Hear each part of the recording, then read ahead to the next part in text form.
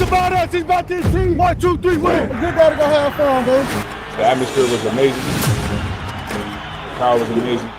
When adversity hits you, hit back, man. You guys kick ass today. Another day, another movie produced by me. Watching my dog go crazy, pretty sure he enjoyed it. When you got all of us out there, you can't guard all of us. CeeDee Lamb for a touchdown. Javonte touchdown. Fergie for a touchdown.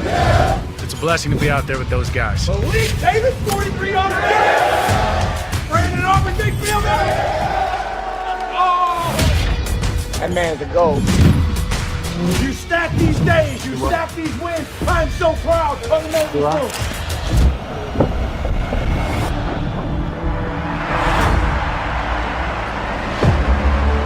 You guys made it. Wow, man. Who's got a sack? Hey! Can you like a sack? Hey! First sack, first a minute. Stay tuned. What you just said? Yeah. Come on, play with Thankful, thankful heart, and you got to show it, being able to come out here and serve others. You can get a hug. Look, hugs go around. What's up? Give me a hug. There we go. Perfect. Merry Christmas to all my beautiful people out there. We got Santa in the house.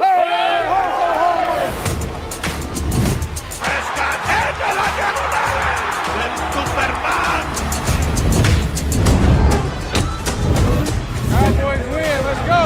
There's still work to be done. A legacy I want to lay the groundwork for. The heartbeat of this football team is different. I will fight with you guys anytime, any place. We can only do so much alone, but together, we're a hell of a group.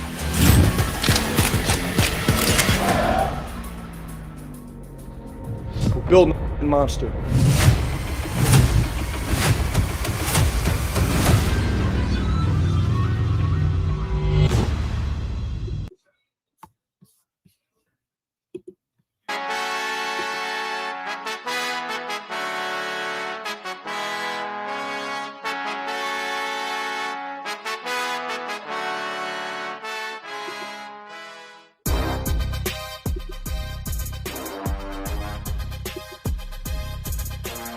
What up? What up? What up, my people?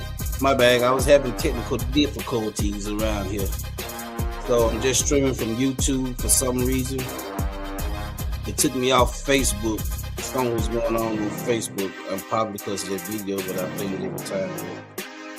It don't matter. What up, my people? It's your boy. I said, it's your boy. Back at you with another one. Here at the Next Level Sports Now. Y'all know how we do it over here. Go get your drink, go get your smoke, come back. Get back on the couch and enjoy the Next Level Sports Now. Y'all, we here as usual with the panel. We here as usual with the panel. We got Randy in the house. We got CZ in the house. We got Blue Virus in the house. Who else we got? And we also have Oscar in the house. What's good, everybody? Yo, how's everybody mentals and dentals on today so we can go and get it on and popping? I kind of took out some neck bones and potatoes that I want to get to, you know what I'm saying? But how's everybody mentals and dentals on tonight? What up, CZ? Not right now. What up, Lloyd? What up, chat? What up, panel? Why am I not hearing nothing? Oh, Randy came. No. Back out, back in, come back in again. Okay. It was a good day for me. You know, I see Marcus take a bath today, so it's a pretty good day for me. Oh, Elaborate. What do you mean by that? Oh, he took a bath with the Ducks. I guess Momo threw his ass in the pond today. Oh yeah. What? I forgot about that video. I forgot about that. That's one of our fellow Cowboy fans. What are you talking about, man? We can't let that happen anymore. I don't know. Momo's a monster, guys. I don't know. He how you is. stop He's him. going through everybody and tearing everybody apart.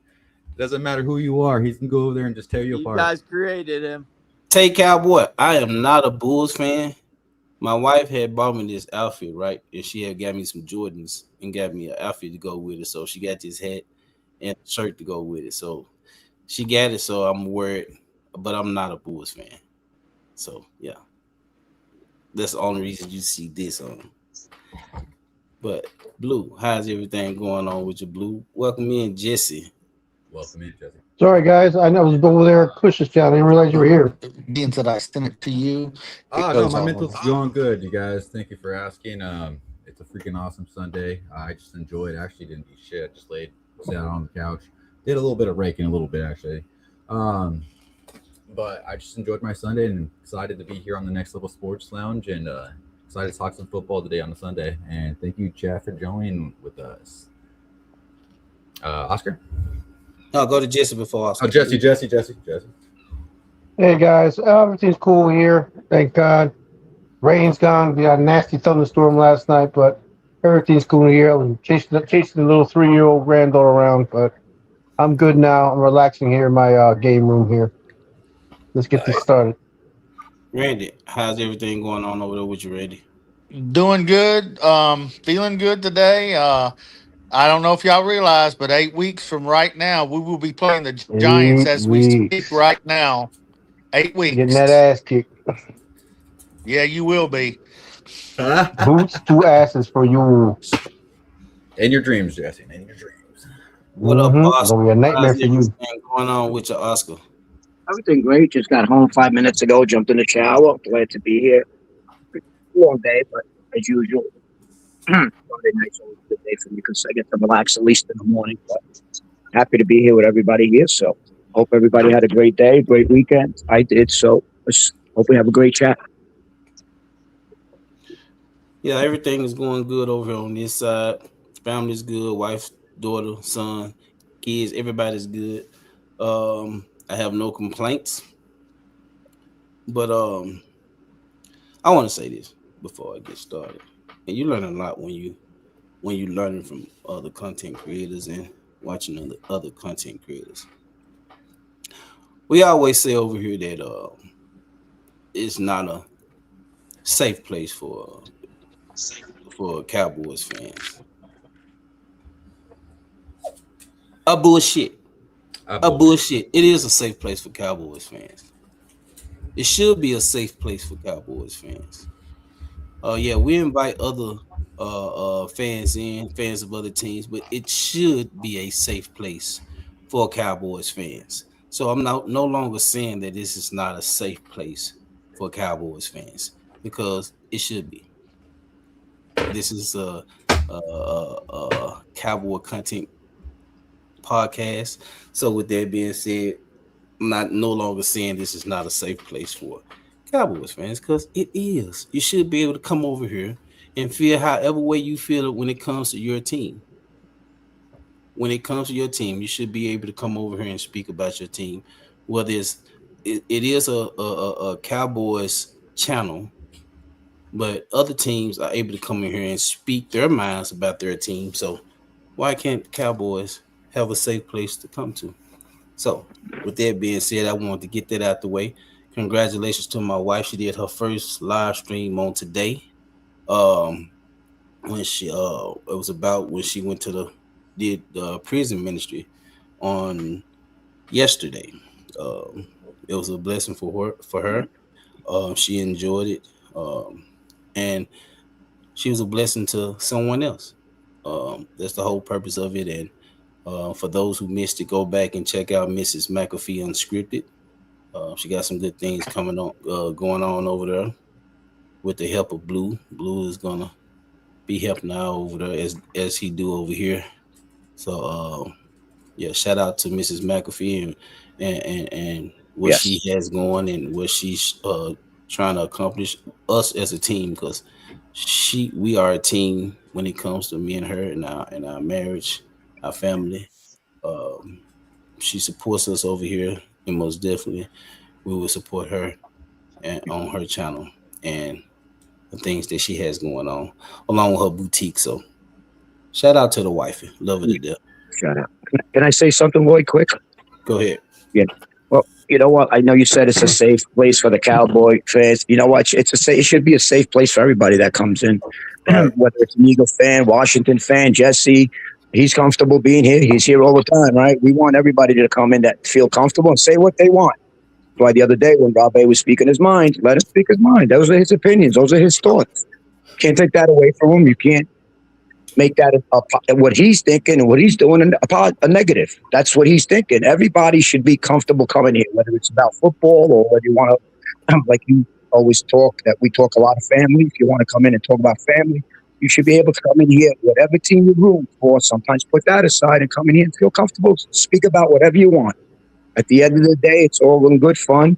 We're all family. Hopefully we can, all be together as one family someday, and just everybody should be comfortable and safe and be able to say what they want to say without getting backlash from it.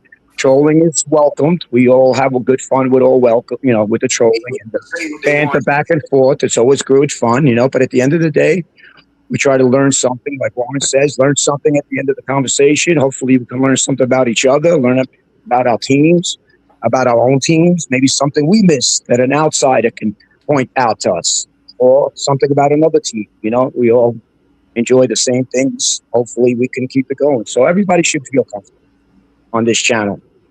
Nobody should be left out at all. So that's just my opinion. And maybe I worded it wrong, but No, you didn't. Absolutely not. I just want to add to it. I've been thinking about this for a couple of days. Yeah, you said it the best way. You said you said it the best way, and I agree with that. So, yeah, I'm finna get to the comments. We got Twiz in the house. What's up, Twiz? What's up, Holly? Dirty Sanchez was good. Let's see. We got. I just go down the line. Start at the beginning, y'all. Just go down the line. So please be patient with me. Kid Cowboy, what's good, Kid Cowboy? We just going down the line.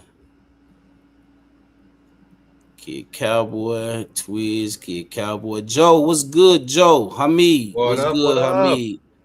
Jimbo, what's good, my guy? Let's see, y'all. We got a lot of people in right now. We got Tay Cowboy in the house. What's good, Tay Cowboy? CZ or Oscar in the house as usual, holding it down in the chat. D Cuz Worley, who is Devourers Worley. What's going on? Comic Flick, what's good? Let's see. We got Marcus Blackman in the house, y'all. Marcus Blackman. We got Eagles Drew in the house. Or what's good? Blackmore. Blackmore. We got Michael in the house. What's good, Michael? What up, Michael? Trying to make sure I get everybody, y'all. It's a long list, so y'all just bear with me. Let's see. Make sure I get everybody. I'm still nobody. You can do it.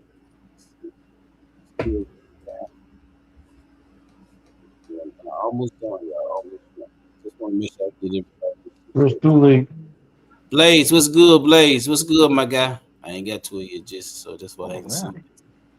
What wasn't it? Let's see. Just went over that way.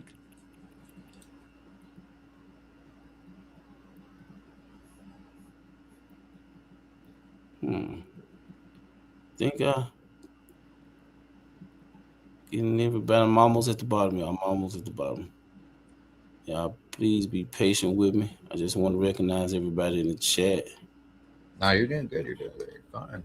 Let's see. We got Randy in the chat. Vinny, what's good, Vinny? Vinny's in the chat. We got the next level in the chat, y'all. Oh, me. Sorry. Oh, shit. Charlie Mac Froggy in the house. Let's see. I'm almost done, y'all. The wifey, Miss McAfee, she's in the house. Hey, baby. We got Logan in the house. What up, Logan? What up, sis? We got Triple D88 in the house. Is that new? He's triple? Yeah. MBK. Welcome in, buddy. Welcome in. Let's see. We got Chris Dooley in the house. What's good, Chris Dooley? I'm almost done, y'all. Almost done. Almost. Jumbo said, y'all hit that like button. Y'all hit the like button for the Next Level Sports Lounge, y'all. Coyote's in the house. What's good, Coyote? All right. This is everybody. That was a long line, y'all. Long list right there. You got What's KH? good? KH? Did you get KH? Oh, what's good, KH? I did not. KH. Good My luck, bad. Good luck. That I didn't see. I bypassed That's you, okay. man. My bad. These eyes are not too good. I should be wearing my glasses, but it is what it is. What's good, everybody? Oh, we know. Pretty good. So, the title tonight was "Who Becomes the Face of Christian Parker's Defense," y'all. Whoa. That could be down. That And could be bland. That could be anybody. this question is for whoever, anybody, because everybody have their own opinions when it comes to it. And I got some more questions for the panel too. So, and that's how I'm going to start, moving differently when it comes to the channel. Sometimes we get so caught up in the chat and debating with the chat and other people sometimes that the channel goes left. And we have to realize that when you have guests on the channel, they might not want to come back because of those things. So it's a certain way we should carry when it comes to our live streams, when it comes to this channel, because our guests are our guests, and we want them always to come back, and that interferes with a lot of collabing and things of that nature. So even though it's not going to always be perfect, it's not. It happens sometimes. It is what it is. What's going on, Low Eagle? But yeah. So here it is. We have Christian Parker coming in as a secondary coach, and he's become the defense coordinator for the Dallas Cowboys. But it is when it comes to running his type of defense, it has to be a main person. Yeah, you play as a team, but it's one position or one player that stands out above all. That's in any scheme, any defense. But in order for Christian Parker's defense to work, he has to have specific type player at a specific position. I'm quite sure I know where it's going to go when it comes to most Cowboy fans. But Randy, let's start with you. Who do you think will become the face of Christian Parker's defense? I think this is a really easy question. I think it's going to be Caleb Downs. I think because I've already heard that he's studying after practice. He's studying before practice. I'm not saying the guy's going to be a superstar or anything like that. Don't get me wrong. But I think he's the kind of guy that's going to know where everybody needs to be and what they need to be doing. So that's my opinion. I think he is the next green dot, if you want to look at it that way. That'd be it. So Blue, who do you think? Be Downs or Bland or Greg, Randy Gregory, Greg in the front. Who? Bland. Bland's a cornerback. We're talking about. Yeah, Deron Bland, and then I said Gray. Who's Gray? Gray, right? Gray. Or Sean Gary. Yeah, Sean Gary. Gary. That's awesome. Thank you, Gary. You got it. Why you think Deron Bland? Well, because I think CP will have to get. I think, like I said before, I think if CP gets a hold of him, I think he can do good with them. I think that's the type of cornerback that he'd like to kind of mold around, just like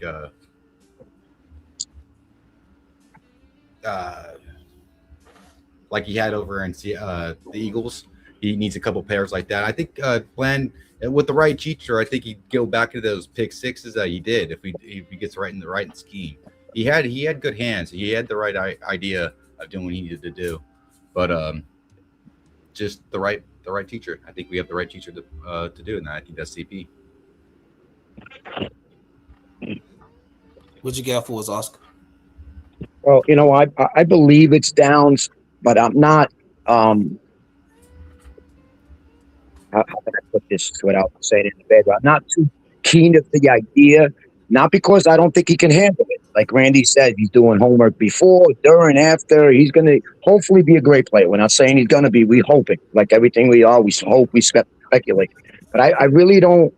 I was talking about it the other day. Try to bring in maybe a veteran to ease the transition for these younger players. I don't want to put too much pressure on them. Maybe burn him out. Put too much on him, and then maybe he doesn't succeed at first in what he's trying to do. Maybe that discourages him a little bit. I'm not saying he's that type of person, but I'm just saying sometimes, you got to be very careful with these young kids today. And you got to just, I wish we had somebody else, but I do believe it's going to be him. But I wish we could, like I said last show, we could bring in somebody that will take the burden off these younger guys and then transition him into that position. I have no problem with him doing it for the foreseeable future, but I don't know if I want to throw that all at him right away. It's a lot, and then you're trying to turn a defense around that was terrible, and we all have all this expectations for them. Pretty sure the coaches do, Jerry Jones does, the media does, we as fans do. It's a lot of pressure for a young kid to handle. So, like I said, I believe it's going to be him, but I just wish it wasn't been throw all at him all at one time, and maybe they can bring somebody in. And it's still time to bring him in a veteran to help him, transition over. That's why I was hoping, Kobe Dean came over and he would have helped them out big time, doing what we're trying to do on this defense. If even if it was going to be, if they want to take a chance on him not being on the field 16, 17 games a year, but he would have been a big asset because he's a smart ball player and he would have helped us a lot. That's why I was a little upset when we didn't get him. He might have not been the best out of the three that were available, but sometimes you don't need the best. You need the smartest, the hardest worker, and that's why. So I'm hoping they bring somebody else in, but at the end of the day, I think it is going to be Downs. CZ, somebody who's an Eagles, you're an Eagles fan. You've been close to this defense when CP was there with the Eagles under Vic Fangio. Seeing your defense, what player position do you think for as CP's scheme is the most important? If I'm looking like at Fangio's defense, like player I'm thinking of has to be a linebacker. So I would say Overshawn would have to be your green dot. Yes. Yeah, he would have to be like in that Kobe Dean, Zach Vaughn role type of player. I mean, that's how Vic did it, so I don't see why CP wouldn't do the same. But, you have your guys on every level that sets the defenses. So, Downs is going to be, a green dot. Overshawn will be a green dot, and probably, Quinn Williams will be your green dot set in the front. So, overall, I think it needs to be Overshawn because he's one that sees the most up front, and he can put everybody in their place, and that's how I think the Fangio defense works. So I would say Overshawn. Jesse, you want to hop in this? Sure, no problem. Besides one, I would think, Quentin Williams. He did great last year. He's a veteran. He's going to he's going to be the glue to your team here, their defense. He knows what to do. I think he's going to be a very important key to you guys. And just to piggyback off that, Christian Parker, he's the maestro of this orchestra defense. What he runs out, what he does, controls the defense as well. But Quentin Williams for me. Well, of course, Caleb Downs is the easy answer. Caleb Downs is playing a pivotal role when he comes to this team. But B Dunk, I have to agree with B Dunk. What up, B Dunk? Been missing you, my guy. It has to be a unit thing. Even though you got Quentin Williams, you have Caleb Downs, you have DeMario Overshawn or D Winters. We don't know. Both of them didn't had the green dot. Marion Overshown wants the green dot, but the reason I say as a unit, it has to be as a unit because it has to be a lot of communication, not just from the green dot player, with the whole entire team. It has to be a lot of communication. You have to be able to communicate. So you have Caleb Downs, who's playing a major role when it comes to this defense because you playing him at safety and you playing him at nickel. You got Will and Mike with D Winters and Demarion Overshown, and plus you got your D tackles up front, which don't nobody have a problem with Kenny Clark, Tito John the Bullet, and Quentin Williams. They have to be able to communicate. Communication will be key in this defense. Christian Parker has spoke about that a whole lot. Communication, over communicate. They're gonna have to be able to communicate, and if they're able to communicate, then they will be playing as a unit. And them playing as a unit could be led by Caleb Downs, or it could be led by Demarion Overshown. You couldn't go wrong with your answer. Even though that nickel position has been key when it comes to Vic Fangio's defense, if that's what Christian Park is running. All right. There's always that safety nickel position, which Caleb Downs is not the only one that can do it. Jalen Thompson can too. That's why I love both of our safeties. But I'm looking at it, they have to be able to communicate when it comes to this defense. In order for this defense to be successful under Christian Parker, they're going to have to work as a unit, play for each other, and communicate. They have to communicate. So I say communication. That's not a player. It's not a position. But it's important for the whole team. Anybody want to expound on it? Go ahead, Randy. Randy sounds like you guys.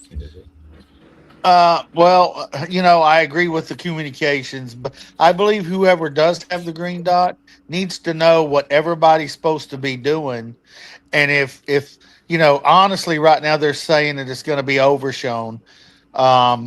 Before Overshown got hurt, he was one of the players that was starting to become a great player before he got hurt this last time. But honestly, if you're going to be the green dot, you got to know everything, the insides and the outsides of the defense. And I'm not quite sure Overshown knows that just yet. I don't know if any of them know it. I mean, that's the thing.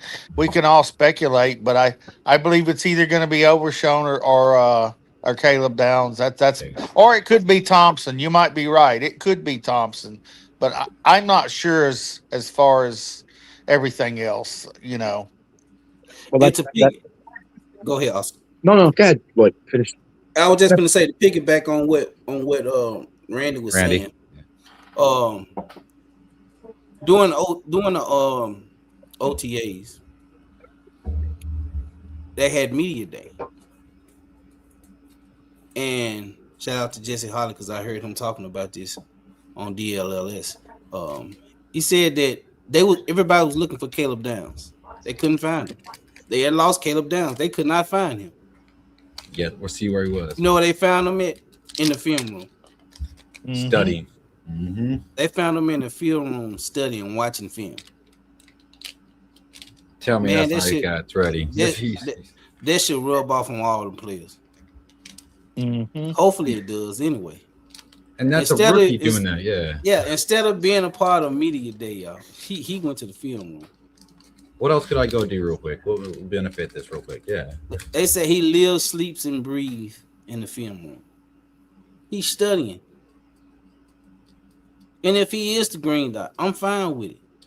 If he's able to do it, I'm fine with it. As long as you can do it and read, remember everything they need to do. If it's not, that's it right there, Vin. Yeah. He wants to be great. What a Warren. He wants to be great. And I love that about him.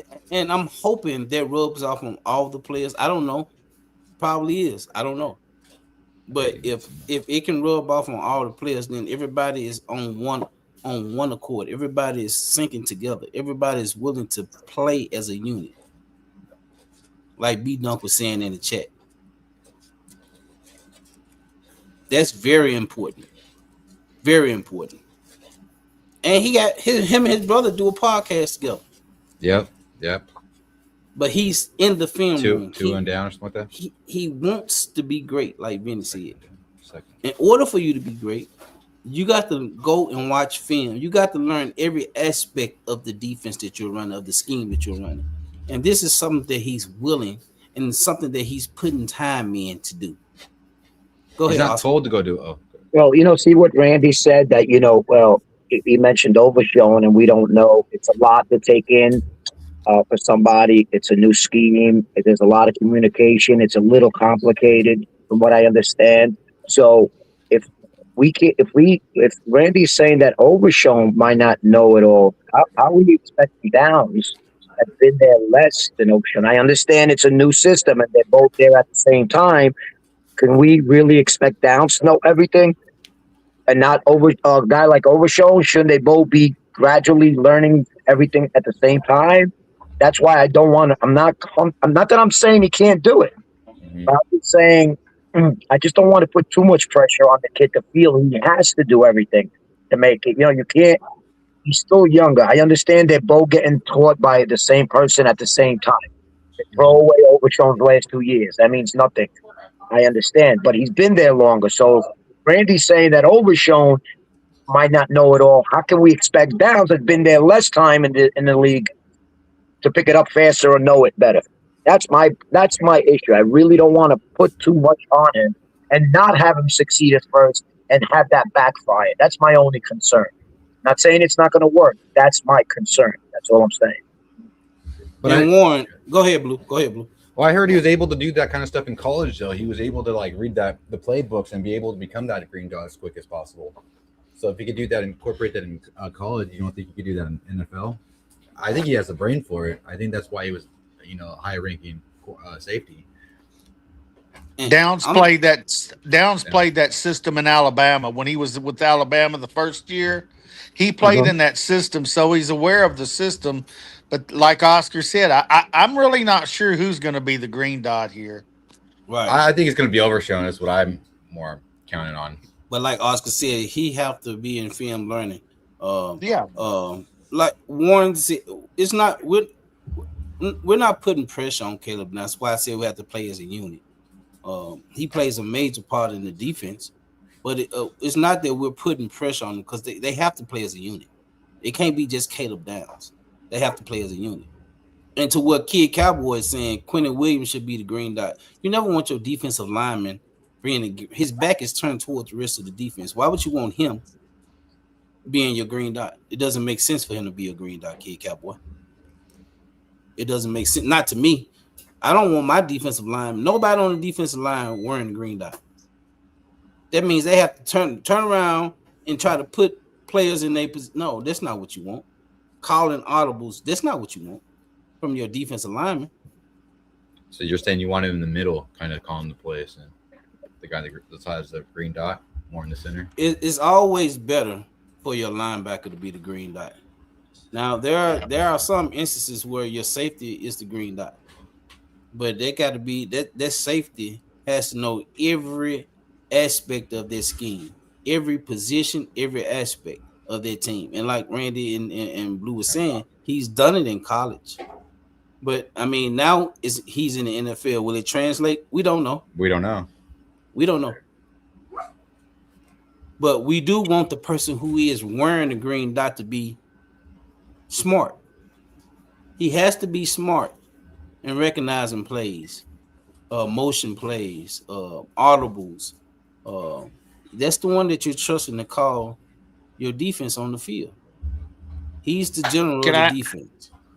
Lloyd, let me ask you a question. Who was the green dot last year? Because I couldn't tell you. Was it Murray? I think it was Murray. Yeah. I think Kenneth Murray was the green dot. Yeah. And he was terrible. Yeah, he was terrible.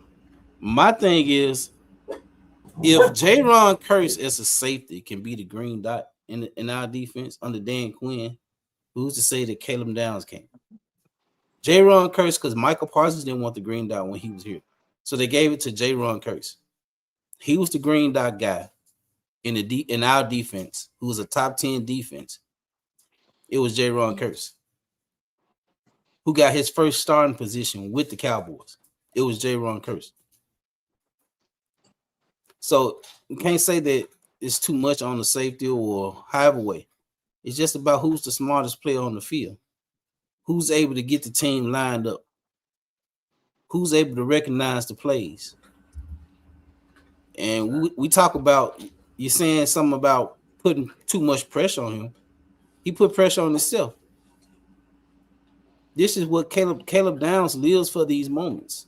This is what he does. This is what he wants. DeMarion Overshown putting pressure on himself. This is contract year. He wants the green dot. He's putting pressure. Every player is putting pressure on themselves. It's pressure on all these players. It ain't just Caleb Downs. It's pressure on Christian Parker. Christian Parker, yeah. It's pressure on the whole defense. They was terrible last season. It's pressure on the whole defense. I think they have something to prove. Yeah, it ain't just pressure on one player. It's pressure on the whole defense. What up, Momo? Momo? Oh. Anybody want to expound before I get into questions? Mm-hmm.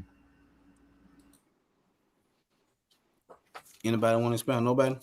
No, but I agree. You know what? There is pressure on everybody. There's pressure on everyone. Bland's got to produce. He's gone. Revel got to step it up. Who knows what's going to happen with him? We're talking defense here. So, Overshown, he's going to have to step it up. This is his contract year. He might be gone. That's why the other day when I mentioned and I said, the guys can't produce. They got to go. If you're going to build the defense right, you can't get hooked on names. I got a little backlash about it, but why am I going to keep a guy that can't help me win? In the past we fell in love with names. And that's why I always and still will give the Eagles credit. They don't fall in love with names. They signed big time guys 2 years ago. You know what? They didn't work out. They didn't care about the $7 million, $51 million. They put him on the bench and brought a guy that was supposed to be a special team to come and produce. But that's what we got to do. A lot of guys have a lot of pressure. Bland, like Blue said, Overshown, Bell. I don't know if a lot of pressure on Downs yet because he's still a rookie. You're going to have a lot of guys on this defense that have to produce. I don't trust including the coach. I mean, he might get a little more leash because it's his first year, but he's expected to turn things around. Like you said, Jerry Jones didn't know these players, so he's getting the players he wants. So if you're getting the players you want, and Jerry's letting you do it and giving you a pocket full of money to do it, and you're bringing in your plays, now you better succeed. You better have some improvement. I'm not saying top 5. That's not what I'm saying. You better because these are your handpicked players. So yeah, you're right. These guys are putting the pressure on themselves, and maybe they welcome it. Some people enjoy the pressure. Pressure's a privilege, So by him picking his own plays, he's putting the pressure on himself because these are not guys that he inherited. You know what I'm saying? So these are guys, a lot of them that he handpicked, including Downs and whatever else he got. So he's putting pressure on himself, and I believe hopefully he can prove, he can make it work. That's all I'm saying. I believe he will. How long it's going to take to make it work, that I can't answer at this point. It's too early for me to answer. See, I don't like not hearing it. You got to mute it. So I was trying to mute Randy while he was talking because I couldn't mute him. I can't mute him either. It was. I don't know what's going on. Yeah, it wasn't just me then. Okay. Yeah, but I agree with you. Oscar. And I don't trust Bland at this point in time. Anytime you're having surgeries on your feet, you doomed to have some problems. So to be honest, I'm not trusting Bland. I need to see him out there doing what we see Siobhan Revel doing in the videos. We got to see some because your feet are important playing a cornerback position. Very. And we don't know how it's gonna be when he gets back on that field. So right now, I'm not even looking at Deron Bland at this point in time. I'm looking at Kobe Durant, I'm looking at Siobhan Revel, and I'm looking at maybe Kalen Carson's. Right now, I can't trust Deron Bland until I see him on the field. My boy Houston, he's gonna surprise you. I think he's gonna surprise you. I think he's gonna come back pretty healthy. He's gonna come with visions. I will say this though, Darren Woodson came out and said that Caleb Downs is the guy that's going to keep this defense going, and if he says something like that, and Darren Woodson is the best safety we've ever had, then I believe in what he's saying. He knows what he's talking about. You want to talk about a winner that didn't never quit? That was Darren Woodson, and if he says something like that, you're listening. Right. Yeah, I agree. What up, Momo? Momo froze. Momo, you're lagging. That T-Mobile. That's great.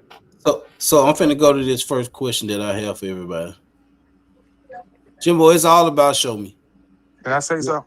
When it comes to the wait a minute, when it comes to the defense, who cares what Woodson says? He's a cowboy lover. Wait a minute, Momo.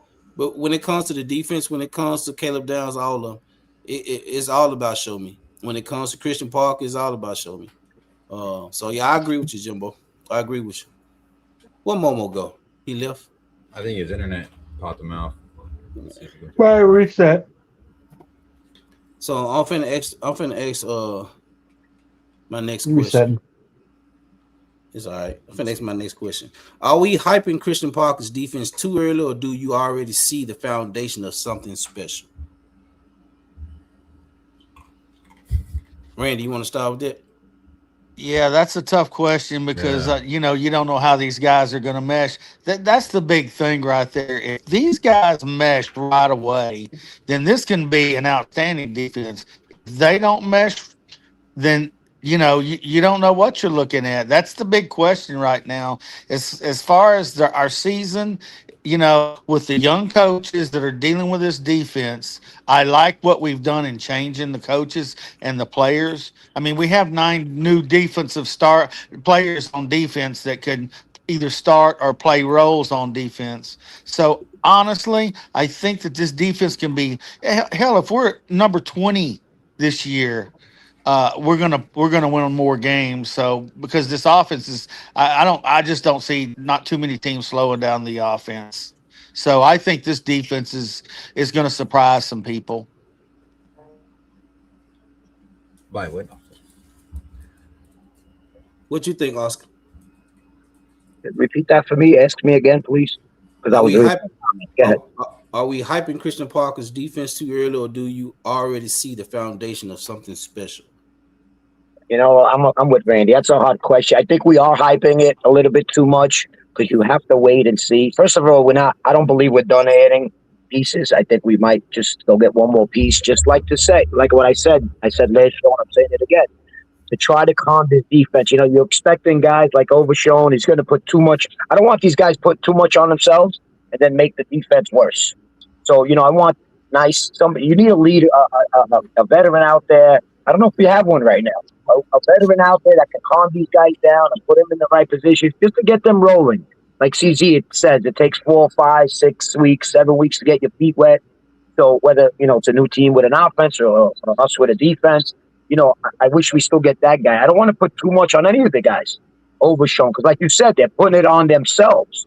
So, we don't want them to read the headlines that we all praising that everybody's expecting. We're expecting this, we're expecting that.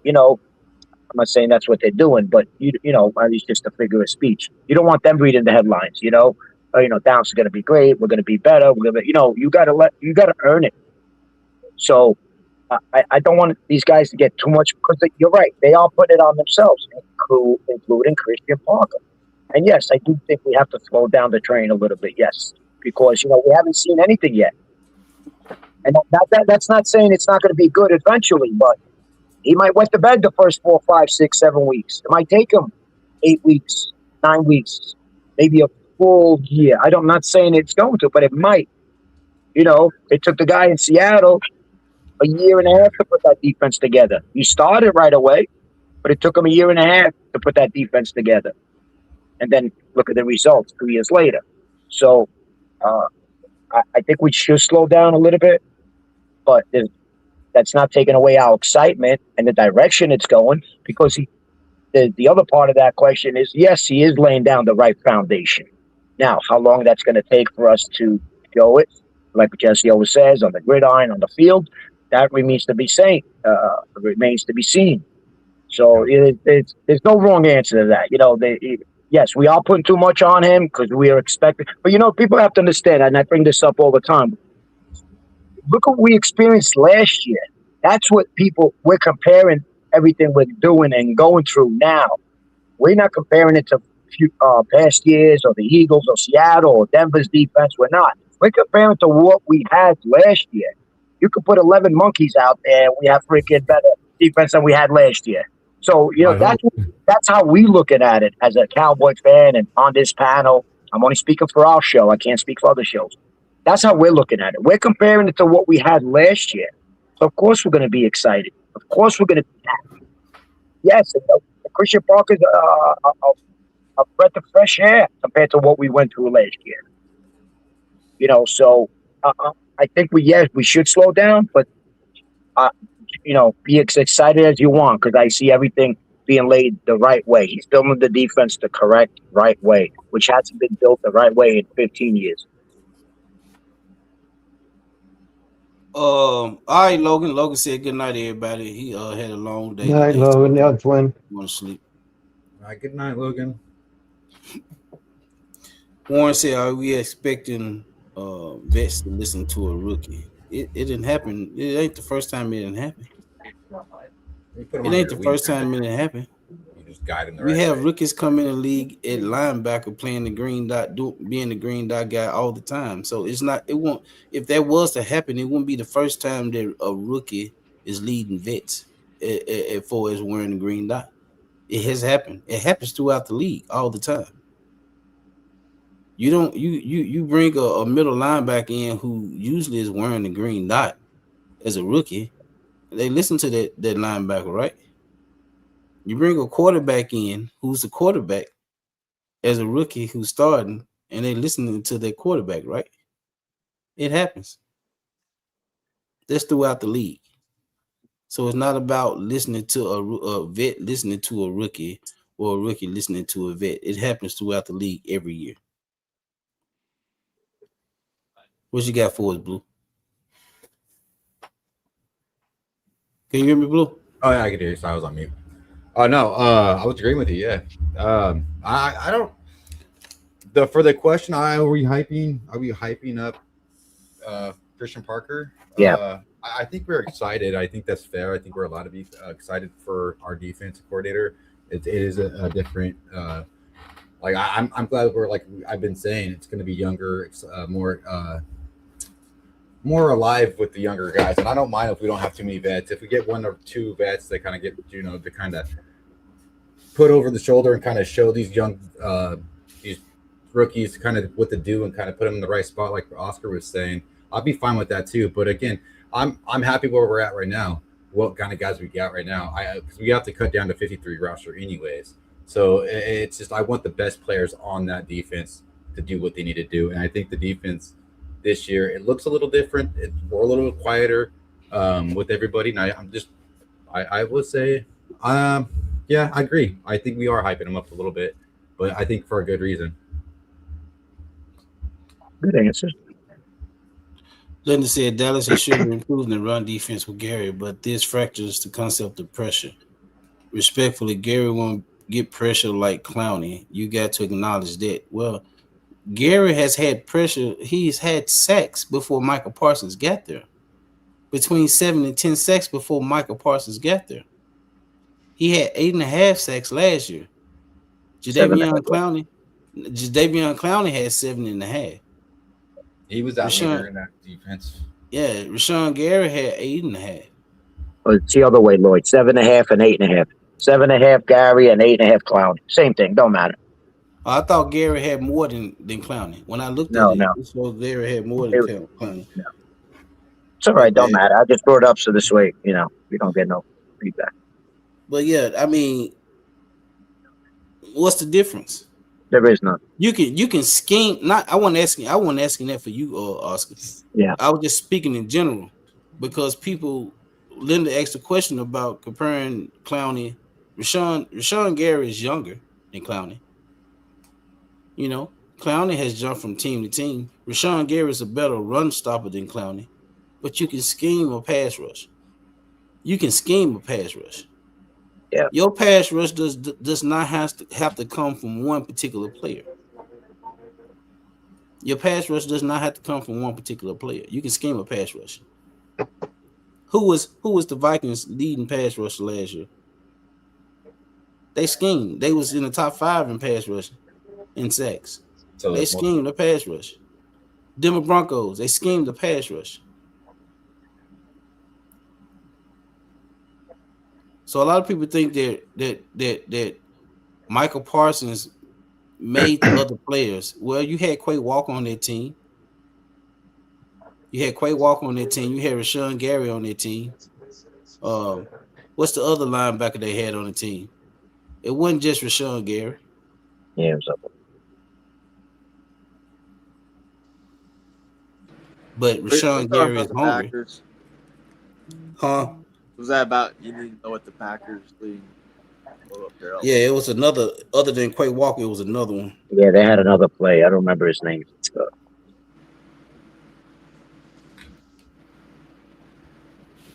Before Boston got there. And my thing is, a lot of people got something to say about when it comes to Rashawn Gary. But I mean, if you look at the situation when it comes to Jonathan Grenard, I mean, they tit for tat. Jonathan Grenard just had two 12-yard sack seasons. All right. Yeah. Last season he had 3 sacks. He was hurt. He played 12 games. Yeah, but the year before he had the 2 12 sack season, he had 1.5 sacks. Year before that, he had 8 sacks. He had 1 sack. So they sacks average about the same.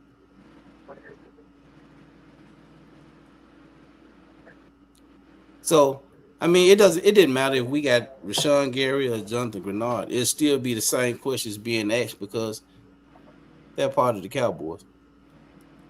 But we was out to both. We was out to both, including Quay Walker. We was out to all of them. N'Kobe Dean.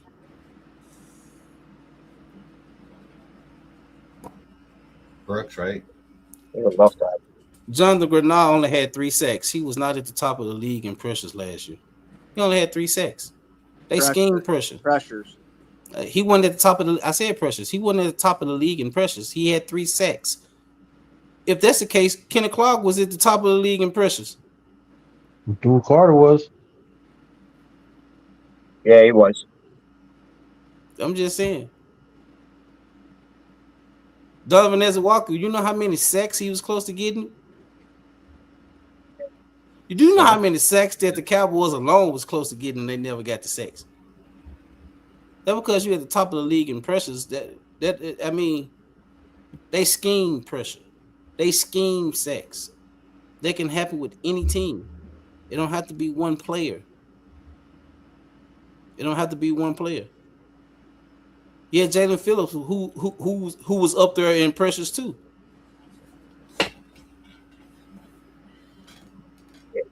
But that's not me saying that Jonathan Grenard won't be good for y'all. I'm just comparing the two. What's the difference?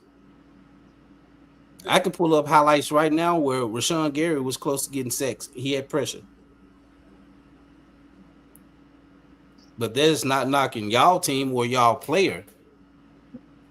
That's not what we're doing. But we're just comparing the two, you know. Anybody got something to say to expound on it? I'm good on that one. And I'm gonna say this say- too. I'm gonna say this too.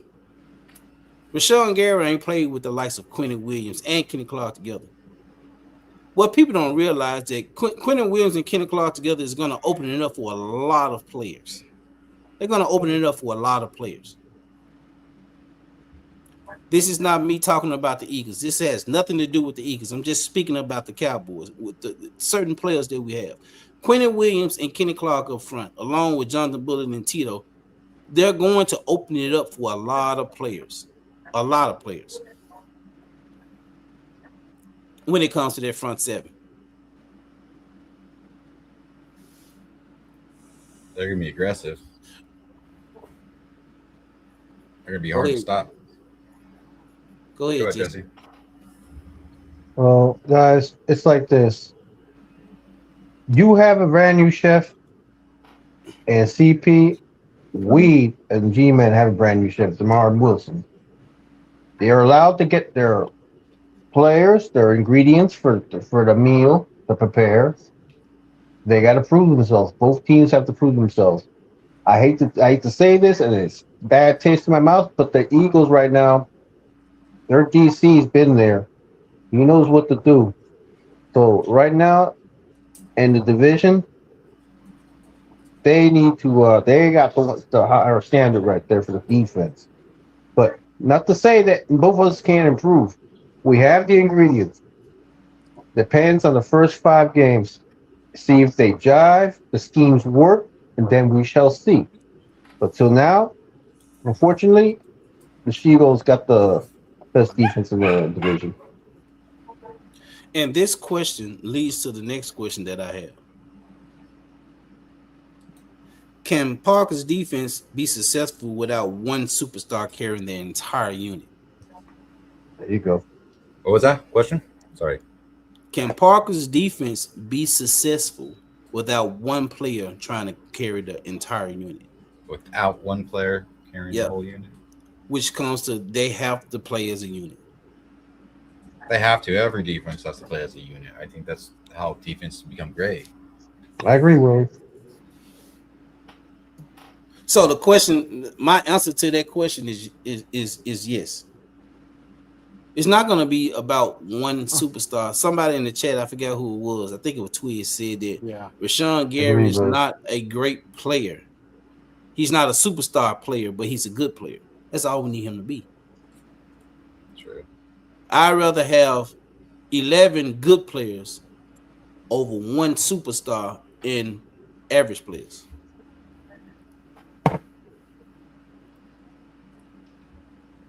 I would say the same thing. I would agree. I would want one. Free cushion in the house. You saying you would want one great player?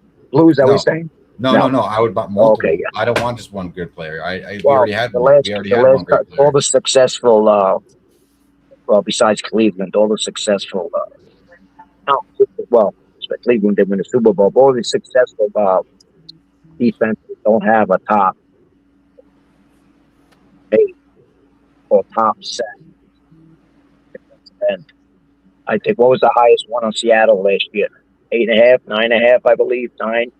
And the year before, when the Eagles won the Super Bowl, I think it was 8.5, 9, something like that. Maybe I think Sweat had 10, I believe. So you don't have, usually a team that's heavy, low. Well, that would be top heavy. That's what the Cowboys were always famous for, being top heavy. So that doesn't do it anymore. You spread the talent out.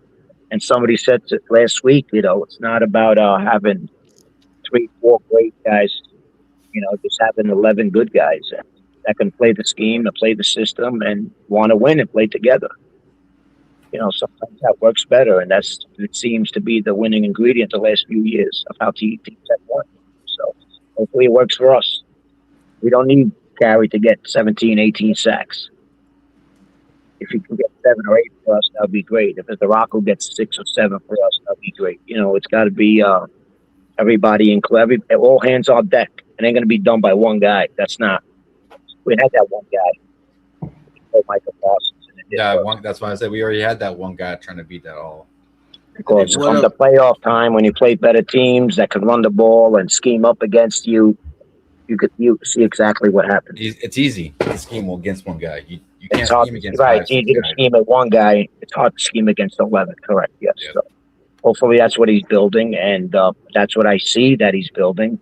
And somebody mentioned that he was building. It was a positionless defense, meaning guys are going to be playing everywhere. So you don't know what the guy's if he's going to be the linebacker at that play, defensive end. Obviously, you know your defensive tackles. You can't hide those two guys. But as far as the linebackers or defensive ends or safeties, anybody can be play at any position at any time. So it sounds like everything he knows what he's doing.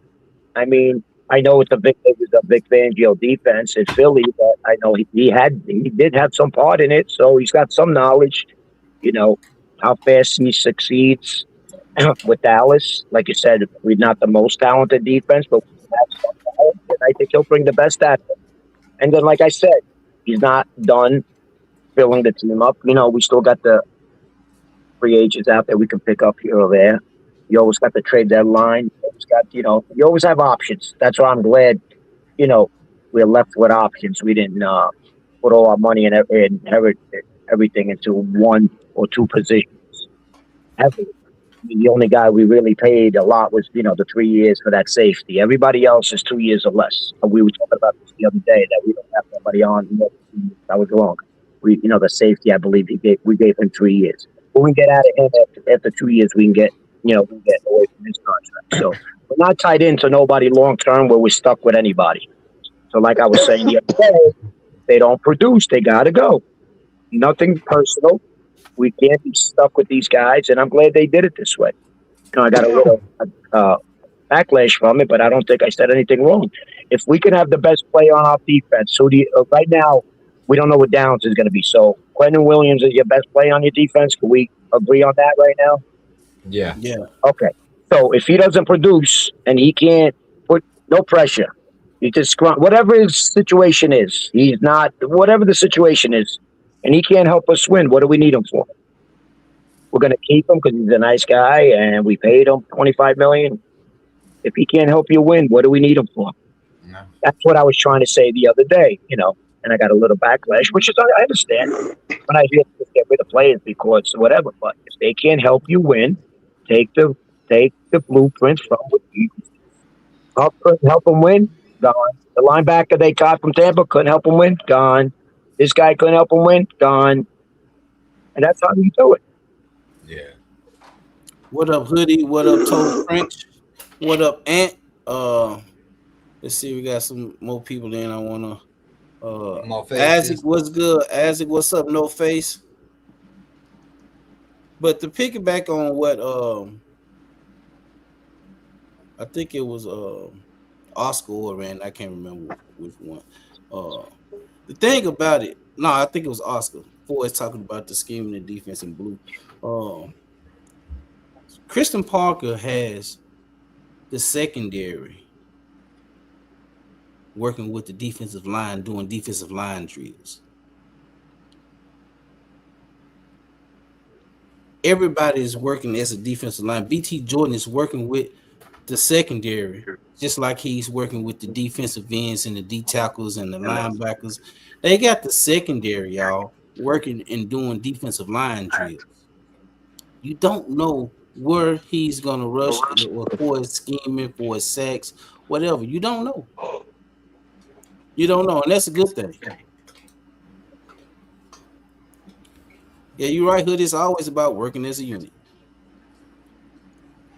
What up, Momo? Why is this a big subscribe button in front of my face? What? Oh, they just look like that on your side. I don't see it on my side.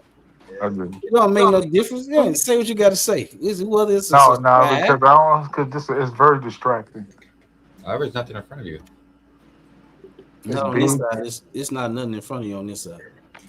I can see it's big and red. It's in front. It's probably gonna be like on the Cowboy fans after the season. They're gonna be red with anger and crying so much because they lost till the season is over with after the 8th game. Oh, it's gone away.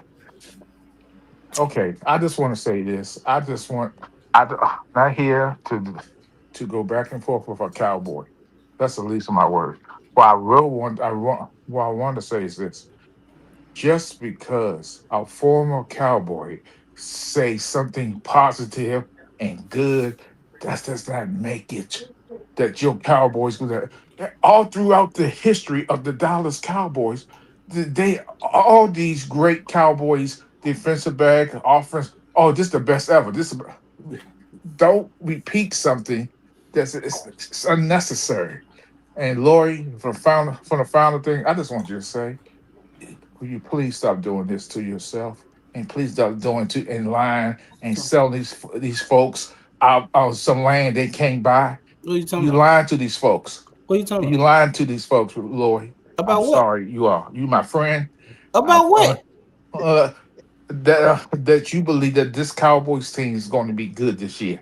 Stop lying. You I and the haven't rest of even. the content creators, I Hoodie and ain't. the rest of First y'all of all, guys, I'm done. I haven't started this. I hadn't even said nothing about the Cowboys. You've been defense no, being it doesn't good. matter. I've been You've been saying asking this from day questions. one since he got there. Well, Momo, it's my opinion. I don't know. You don't have an opinion. Yeah, I'm turning over a new leaf. This is my opinion, Momo. And then no and debate. Blue, I told you got on. I want you to have some bass in your voice. You still haven't shown that tonight. What? You already know. Calm Momo down, gonna calm come in. down. You already know Momo gonna come in with his. He just I'm got to trying eat some to help fried you chicken, guys y'all. out. He just I got don't to eat want some y'all fried to chicken, y'all. cry and whine after the season's over with. Hey Momo, And did you Randy, take that shopper Randy, cart I back? know you're about to say something. Say something, Randy. I respect you, but you got to stop lying to yourself. I'm not going to see Did the we sweep Cowboys y'all with last year, in my Momo? Did lifetime, we sweep and neither y'all? are you. So I just want you to be prepared not to see one in your lifetime ever again. You seen the early years, and they was really good, and they was winning Super Bowls. It's never going to happen, Randy. I'm sorry. Face to face, like that. I can hook you up with going to a strip club out there where you at, and you're gonna have fun that way. See, what Don't y'all have watch to the game. realize, Momo want us to feel bad, like when he's going. See, when Momo team don't win games, he's gonna start watching football, y'all. He's gonna be pissed off. He not watching. He gonna be like, I ain't watching no more games, and he want us to be in this same boat with him. So when he comes on, y'all, he want us to feel bad about our team, like he's gonna feel bad about his team throughout the season. All right, Really. So I guarantee you, Washington is not going to be this way this year. Guarantee. all right, we gonna check out. We gonna see when you see them. Is that you stinking being octopus. positive about your team then? Is that you being positive about your team? Where's Mr. Harbaugh, lover himself with his slick mouth? There he is. So still, I'm here, my man. He's What's still, up, Moho? and I don't understand. Stop. I'm going to go because I'm about to say something ugly. I'm about to say something. Oh. Wow, if you don't want to say that, You don't want to say hey, Blue, fuck your couch and fuck those Cowboys. That's what Hey, I say. fuck you, you're fucking Washington Commander shit. You fucking Walmart lover, fucking motherfucker. I'm finna move on to my next question, y'all. Yeah. Because Momo, y'all know how Momo is. So, my next question: what's more important for this defense? Sacks, interceptions, turnovers, or stopping the run? Stopping the run. What's most important? Sacks, turnovers, or stopping the run? Stopping the run. And why you say stopping the run? Because running, or for them to run the ball, they get yards. You don't want them to get yards. You want to stop them from getting yards. I get sacks is pretty, but I guess we'll get in sack if on them back. So, but you need to stop the run because they can make a breakaway. I say stopping the run. But yeah, I say stopping the run too, because stopping the run opens it up for you to be able to do so many things with your defense.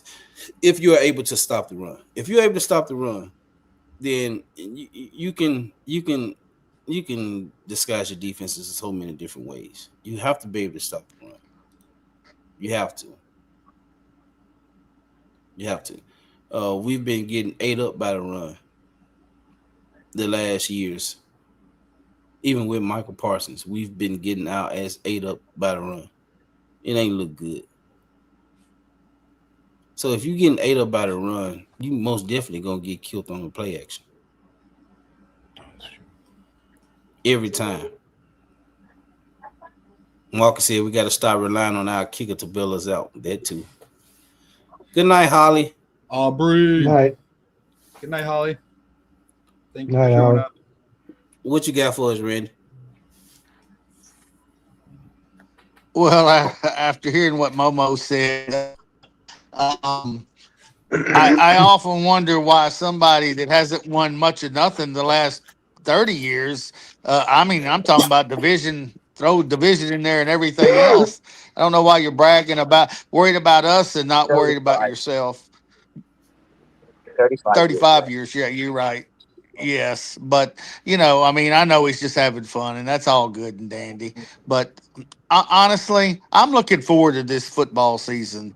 You know what? I haven't felt this way in a while. Yeah, our defense is unknown. But if our defense plays well, we have a shot to be pretty good. That's what I'm excited about. We don't know what we got yet, but it's going to be nice when we find out. We scrimmage the Rams a month from yesterday. So we're going to know when we scrimmage the Rams how serious this team can or can't be. So Randy, what's most important to you when it comes to this defense? Stopping the run, sacks, or turnovers? I think stopping the run, because if we stop the run, it's going to resort them to pass. And with the schemes that he's supposedly putting in, he's scheming. We're going to play a 5-2-4, which means that somebody's going to come to the pass rush that you may not know it's coming. So that's why I hear a lot of people say, well, we're short on a linebacker. Are we really? Because you got Barnum, you got Overshown, you got the guy we got from the 49ers. I think we need more of a defensive back than anything, but I think we're closer on defense. If this defense plays together, we're going to be a lot faster than we were last year. We were the slowest defense out there last year. And like I said before, there were 5 games we'd never stopped the opponent on defense. And our offense scored 40 points against Green Bay, and we tied. So if that don't tell you something, if our defense can just make 1 or 2 stops more a game, it's going to put us in a lot more games. Better positions. What you got, Oscar? I agree, because if you stop the run and everything else will fall into place. If you stop the run, it makes the other team one-dimensional, like what he said. Then you know what? Then you can pin your ears back and get your sacks and get your interceptions. And you put teams in third and long. You want to go back to Bland, and people always bring up, oh, look when he had those interceptions, when you had Lee or other. Okay, that might be, but you got to put yourself in those positions, right? So if you stop the run, then you force the other team to be one-dimensional, like Hoodie said, and then they're going to have to force to throw the ball. And then that's where your cornerbacks have to come up big. So, and if your corners back do their job, 2 things are going to come out of that. 1, you're going to get coverage sacks, or 2, they're going to throw the ball and you're going to get interceptions. So if you stop the run, everything else will fall into place. But you got to start somewhere. So you start from the trenches, like Jimbo always says, and Twiz always says, you start from the trenches. So if you can stop the run in the trenches, then everything else will fall into place. Pressure sacks, interceptions, everything else will fall into place. And like Randy says, this offense hopefully can hold up. Anything's spiking. Momo says it's going to take a step backwards. Okay, that's his opinion. Hopefully it stays the same. I'm not even looking for it to get better. You can stay the same and put up your 27, 29, 30 points a game. I'm good with that. But you get the ball back maybe 1 to 2 more times a game, and there's your difference. That was the difference in 3 or 4 of our games last year. And, you take that 7 wins, those 3 and 4 games, now all of a sudden you got 11 wins, So, there's little margin for error in every sport, but in football is even smaller, You get that 1 turnover that you didn't get last year in one of the games, now you win it instead of lose it, correct? And that happened to us in 4 games, like Randy said. So big difference, that 1 turnover. that one sack. Look at that big sack against the Eagles, how that helped us win the game. You see what I'm saying? So if we can get more of that, that's how you win the game. That's how you win your games. Your sacks, interceptions, whatever it may be. But if you stop the run, everything else will fall into place. Again, we talked about this last show. All the best teams in the league have good offensive lines and good defensive lines. They're great in the trenches. Every team that's at the top of the league right now has great defensive lines and great offensive lines. So hopefully we can get there. And with the schedule that we got, it ain't gonna be easy for the offense or the defense. But we don't want to be. We don't want it to be. We spoke about this a month ago on another show. You know, we don't want it to be a fake fairy tale 12-5 season. We don't want that. We want to be battle tested. If we go into 10-6, 10-7, or 11-6 and battle tested, I'd rather have that than have a 12-5 team that they ain't playing nobody. Yeah. And there's a truth to that. You know, I spoke to this with Randy plenty of times. A couple of those 12-5 seasons, we felt we didn't have it in them. You could just tell. You know, you got teams that win, in basketball that win 50 games, but you know that they don't have it in them. So you just, those 12-5 seasons. I'm not saying they were all fairy tales. There was there was one of them that you knew you didn't have it in them. And that was a year we couldn't stop the run. You knew you were going to get eaten up a lot. We got eaten up by Buffalo. We got eaten up by San Francisco. We got eaten up in the playoffs. So you knew it was coming. So I think we're building it the right way. We're building it from the middle out. And that's the right way to build it. And we're not done building. And we're giving Christian Parker a little bit too much credit. Maybe we are. Maybe we're not. But we like the things we're hearing. Like you said, we don't know anything about him, right?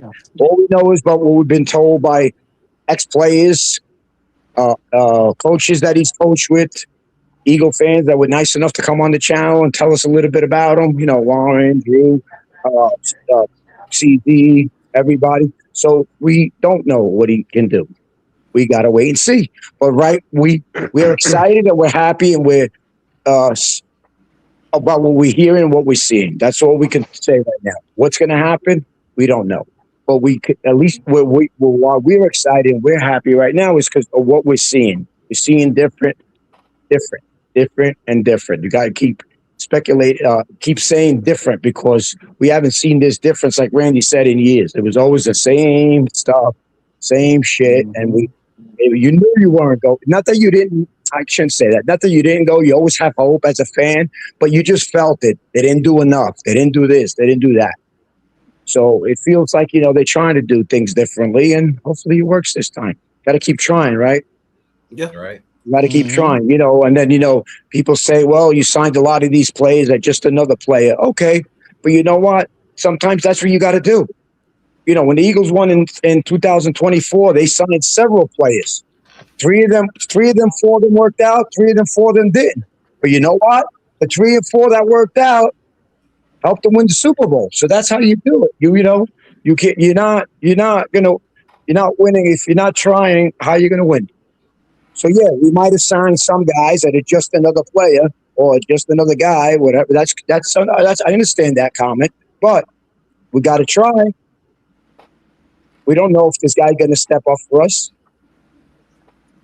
What was the What up, original Andre? question? Huh? What up, Andre? Hey, and I want to comment on Drew. Drew, nobody said that it's not going to be a learning curve. Nobody said that we're going to be Super Bowl ready week 1. Nobody on this panel said that. But the thing about it is that, it's just what we expect from our team. We ain't say it's going to be all peaches and cream. It's not. We got a hard-ass schedule, and I love it. What's up, Yupper? I love it. I love the schedule. We all love the schedule. We love the schedule. We love this schedule. Lloyd, the original question was, are you hyping up the defense too much? My question is, if the defense is committing all these penalties by like week 10, will you sour on it? We can't have those penalties like we did last season or the season before that. That's all about. It's not the players. That's the coach. I remember when this defense started in Philadelphia, we had there's a lot of penalties and a lot to the learning curve. Like Linda's right. Like the beginning of that, it was atrocious. There was penalties, costly penalties all over the place. I guess the question is, are you guys hyping it up a little too much? Like, but we don't know. We don't exactly know what he's gonna run. Like, you know, he's under the Fangio thing. I heard people say he's definitely running Fangio stuff. So I'll go with that. I think it. You know, the learning curve is gonna be a lot on these guys, and you know, I just wonder how the fan base is going to react if it seems like it looks like last year. That's a good point. It's going to be a learning. Everything is. It's going to be a learning curve. It's going to be a learning curve for the offense, and they didn't play together, but they playing top defenses. It's going to be a learning curve. We expect learning curve. I expect a huge learning curve. I see like some games that might be harder than you think, but you know, we'll see what happens. But if we win that game and we get a penalty, I'm okay with that. As long as we win the game. You're not going to be hard. I just wonder, Yeah. 'cause the fan base kind of does expect a lot out of Christian Parker out of the box. It's not that We're we just expect hyped a up. lot. We're not It's expecting. not you guys. It's other guys too. I'm just saying, there's a lot of huge expectations for something. Like with Downs, you know, you want him to be the green dot and everything, or you know, people do. But he's a rookie. He's still a rookie, and it's the NFL. And what happens if he puts somebody in the wrong position? You know, are people in week 8, 9, 10, are they gonna sour on Christian Parker like he's not doing it right? But that's a chance. That's a chance you take when it comes to any player coming out the draft. You have linebackers who are rookies. That's the green dot. You have safeties that are rookies. That's the green. Like this. Those are chances that you take coming into the NFL and playing in the NFL. The NFL is not an easy game. It's not at all. And nobody's saying it's gonna be easy. You said that some of us talking like, this is what we just want our we it's not that we're hyping Christian Parker up. We just expecting him to be better than Eberflus. That's what we expect. Yeah. We're expecting him to be better than Eberflus. We're happy about the fact that we feel that he will be better than Eberflus. Yeah. Is that really hyping your guy up? No, you expect him better than Eberflus. He was the worst defense in the league. That's not. I don't look at that as overhyping Christian Parker. That's expecting better from Christian Parker. You should expect better. Just because you're a new head coach or a new offensive coordinator or a new defensive coordinator, don't mean that you shouldn't set any type of standard of the coaches that's coming in. You shouldn't have. So I don't understand. I don't understand why people think that we shouldn't have any expectations on our coaches or on our players. You should have expectations as a fan of any team. You should have some type of expectations. You know what? That's a good question, C. But let me ask yourself that. How are you going to feel if at week 10 we're still struggling the same shit we struggled with last year?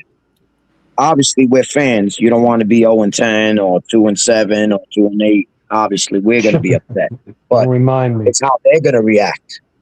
And, you know, you can't put pressure on a rookie like that. Is that going to be too much to expect? You know, we're expecting Downs to change. And let's face it, we're expecting Downs to be a big contributor in changing this defense. We are. I am. We are. Let's not lie to ourselves. We are. So if he doesn't do this in the first 4, 5, 6 weeks, then what are we going to do? What are we going to think? Not that we can do anything about it, but you have to be patient with it. And that's what I think the question maybe lies. It's a fine line there. And how do you feel? I know my answer. You're going to have to be patient with it and let it work itself out. Yeah, I understand it takes time. I'm patient with it. A lot of guys don't want to be patient. You know how you take pressure off a player? You play as a unit. It's not just one player. It's not that we're not putting pressure on Caleb Downs. We're expecting our defense, led by Christian Parker, to play as a unit, not as a one-man defensive team, to play as a unit. He just coming into a situation where he's our nickelback and our safety. Right. He's taking on that role. Yeah, he's a rookie, but every rookie comes in taking on that role that they're coming in for. You draft the player based off what you need. Every team draft players based off what they need, and some take best available player. And that's fine. We needed him. The reason he was so highly touted in college is the same reason we drafted him. So to people on the outside that say we putting too much pressure on him, I'm not understanding it, because if that's the case, you putting too much pressure. Mendoza as a rookie quarterback, he got too much pressure on him. Yeah, that's a good point. Coming Travis in, Hunt, or you was know, it first, especially when it Jack's player? comes to, I say the first 15 draft picks, it's always pressure on you coming out of college. Always, every draft pick, top 15. Well, what about It's that guy that pressure. played both ways last year? That's Jacksonville. It's pressure on Sonny Styles. If you think it ain't pressure on Sonny Styles coming in playing that middle linebacker, come on now. Mm-hmm. I want to say something here. The running back, what's his name from Notre Dame? No, for the Raiders. Davion Price. Love. Yeah. Right. Love. Jeremiah Love. You think it ain't pressure on him? Oh, the running back. It was pressure on Ashton Jeter getting drafted by the Raiders. The Raiders. It's always pressure on these players. Always. But just because they're part of the Cowboys now, we're putting too much pressure on. No, we drafted him to play safety and nickel. Go ahead, Red. Well, what I want to bring up here is rebuilding right now. On this defense, 2 years ago, there were only 2 players that exist on this current defense. That was Bland and the safety we got right now. Who? Carson. Jalen Thompson. Thompson. No, not Jalen Thompson. Kalen Carson. The guy we had. Rebel. Who? Kalen Carson or No. Siobhan Rebel? No, he's the safety that we had. He's still on our team. We signed him. Hooker. Hooker. Yeah. Yeah. Okay. We've only had them 2 players over the last 2 years.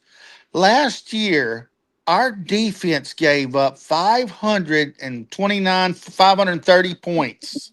Mhm. Okay. We were horrible. I don't care that we didn't rank 32nd, but this defense was 32nd bad last year. I don't care what nobody says. We have 9 players that have come in over these last 2 years. And I might add 5 rookies this year and 4 players that we brought in that we're not really talking a whole lot about. But there is no way we're going to be as bad as we were last year. I don't know what y'all are looking at. This defense is faster. It's going to be, I know what y'all are saying. Y'all think I'm crazy. I think this defense is going to be around number 20, which will put our offense playing better. And I'm telling you right now, y'all can guess all you want and all this other stuff, but I'm telling you, when you put this many players, and they're all pretty much young players, if we didn't trade Micah Parsons last year, you can start counting players off of this defense that we wouldn't have right now. And you can go with Kenny Clark and Quinnen Williams. You can go with LT Overton, who we drafted this year, Malachi Lawrence, Moore, the safety that we drafted. I mean, you can go down the line because we wouldn't have been able to afford these other players. This defense is going to be better this year. Mark my word. I'm telling you right now, this defense is going to be better. Well, nobody's questioning. We're not going to have to. That's No, I understand that, but we're bringing up questions of what happens if we're not. We're going to have to deal with it because we have a young team. These young players have got to get experience. That's really the bottom line. They got to get experience, and if they don't play together, that's on them. There's nothing, that's going to change. I mean, yeah, you might change a coach or something, but I don't see that happening. I just don't. No, he wants in. What if Mannion can't drive the Ferrari? Exactly. We have the same question. I think what's going for us is we have the experience. more experience than what you have on the defense. Well, on the offense, Our offense, What do you more want, Sam? experience than your defense. But you're learning a new offense, though. That's Yeah, the thing. exactly. We don't that know, guy but- had never coached Yeah. before too. You know, I get that you have. I mean, we have that question on offense like you do on defense. Yeah, we don't know, but I can say we have the experience to overcome it. It depends on our O-line health, and it depends on Jalen. I think every Eagle fan can agree on that. I think everybody's been saying that it's your O-line, your D-line. That's where you win these games. So, I would take the experience over like somebody new learning a system, because it might take a little bit longer for that person to learn it. No, yeah, But some take it better. It's the same question. Both teams have that same question. It's just, well, what happens? I mean, what happens if every team in this division only has 7 wins? How are we going to act then? I'm pissed. But the same. Oh, Bruce, I ain't get pressed. What I get pressed on? I'm the same way. Hey, every Blue, who do time. you want It doesn't in? matter who on here. yeah, It come doesn't in. matter Bruce who's talking. getting on you, Lloyd. Yeah, I know, Bruce. I know Bruce. Keep Yeah, it I know how coming, Bruce. is. Yeah, I ain't getting pressed. It ain't making me feel no type of way. I've gotten better. I'm gonna put it like that. I've gotten a lot better. Warren has said, but you said the key word is Lloyd. You said Ferrari. Eagles. I didn't say. I don't. Them y'all's words. I didn't say. Y'all I say know he's where that driving a came Ferrari. from. So that that's didn't not- originally come from Lloyd. Warren. Yeah, that's not Ferrari. It's not my word. That's y'all's word. That's why I see it. Pressure on him because he's driving a so-called Ferrari. And like to Drew's point here, he's saying our offense is way more talented than your defense. Okay, we'll see. We'll see. But Drew, do you agree that we still have questions on our offense, like how the players are going to react to all this? There you go. Take into a new, new offense coordinator, and we have a new offensive line coach. But we have the talent. Our guys. I sent you the link, Goody. No, he don't want it on his phone. Oh, not on his phone. His email? Okay. No, yeah, he don't want it on his phone. Get CZ finished. Oh, I was saying, Interrupt the we just CZ. have questions. Sorry. Drew's asking No. good questions. Warren's asking good questions. Linda's been saying good stuff too. Like she knows she knew how it was in the beginning for this, how the defense was for like Fangio.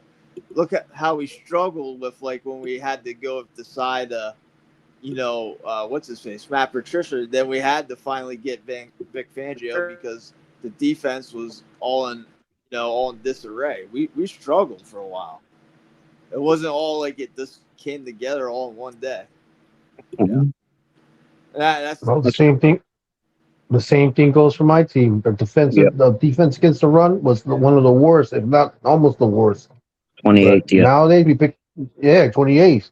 But right now, I'm very happy to say that we got ever since the adding of Reader and then getting Vel Reese and Trey Edmonds together. It's gonna be a lot better than it was last year. That's a talented Drew, you're defense, right. yeah. No Eagle fans say we don't have questions. We always question stuff. Sent it. Yep. I like. There's very few Eagle shows that say, "Oh, we're good with this, that, and the third." No, we always we question everything. Like we have questions about even our tight ends. We have questions about, is Landon Dickerson going to be okay from 13 surgeries, or is Jurgens going to hold up a whole season, or is Steen going to be able to, like some of the Steen plays people question. But I give like Howie credit. He gets the guys that we need in the end too. Yep. Yeah. Good point. And yeah, Drew, you're right. Yeah, Mannion has tons more pressure than CP does.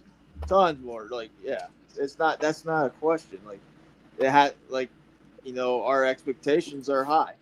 Our Eagle fans' expectations are high. There's I don't know if any Eagles don't expect like a championship game from our team. But that they put it on themselves. Like that's what they strive for. So like, yeah, Drew's right. We have questions. We ask about the questions. and just go from It there. goes back to what I said, CZ. Your defense is fine. Your offensive line, your offense is the question. They're fine if they're healthy. That's the thing. If our offensive There you line go. is healthy, we're one of the most talented groups in the NFL. I never said they anybody wouldn't, but would say anything against that. Like if our offensive line is rolling, just like if your offensive line is rolling, it's going to be good for you guys. Well, they said that, yeah. There's nobody questioning that. They said the Eagles thing, it depends on the offensive line. The offensive line can get back to 2 years ago. They're going to have a problem. If they don't, then that's help that. I just feel Eagle fans in general, when we look at your fan base, some of you guys are expecting, a lot. And the question is, if it's not going that way by week 10, is it going to get ugly? Right, here we go again. Bullshit. Right. It's a long season. I know you guys will give Parker the leeway because he's a good coach. And he needs that Welcome, time. Benny and Nudie. What's up, buddy? What's up, fellas? Buddy. No, finish what you were saying. I was just saying, we all have questions about our team. There's some expectations from people that we feel are too high. It's not you guys in particular. It's just, we feel like you're questioning your team a lot less than what should be questioned. That's all. It's just normal. And that's fine. Talk. That's good. That's why it's good to have other people. CZ, I said that in the beginning of the show. It's good to have outsiders because this way it not keeps us grounded because we're not those people on this show. But outside perspective, something that we might not see, that we're seeing something differently, and then you guys can say, you know what, but you got to also remember this, and you can tell experience. Just like, other stuff that you could tell us from experience that we didn't know about Christian Parker, your defense, like Banjo. It makes sense. So it's always good to have outside. I welcome it. I know I do. If you can learn something at the end of the day from each other's teams, like Warren always says, and our own team, sometimes you learn something about your own team from an outside. Now, I'm not saying you're an outside, an outside fan base.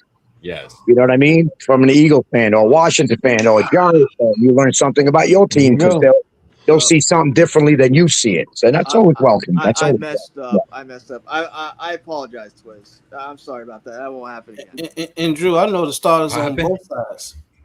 I know my team. I know starters on both sides. Don't ever question my intellect when it comes to the Cowboys, buddy. No shade to nobody. Okay, no shade. What's going on, panel? How's everybody tonight? That's number one. Buddy.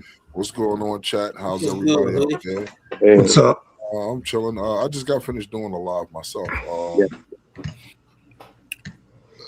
I understand the question. I believe it was, are we overhyping the defense? I'll say this. There are some fans who will overhype what they have because it's something that they're, again, to Blue Virus's point, we did have Matt Eberflus. I mean, and we were like dead last, you know what I'm saying? Like in defense. Like, so when we get a Christian Parker who's highly touted throughout the league, you go to everybody and everybody's telling you, yeah, this is a good guy, this is a good pickup. You got your all-pro cornerbacks on your team coming out and telling you, damn, they got a good one. I wouldn't be where I'm at if it wasn't for, you know what I'm saying? So, like, it's not so much overhyping. It's, do we have expectation? Sure.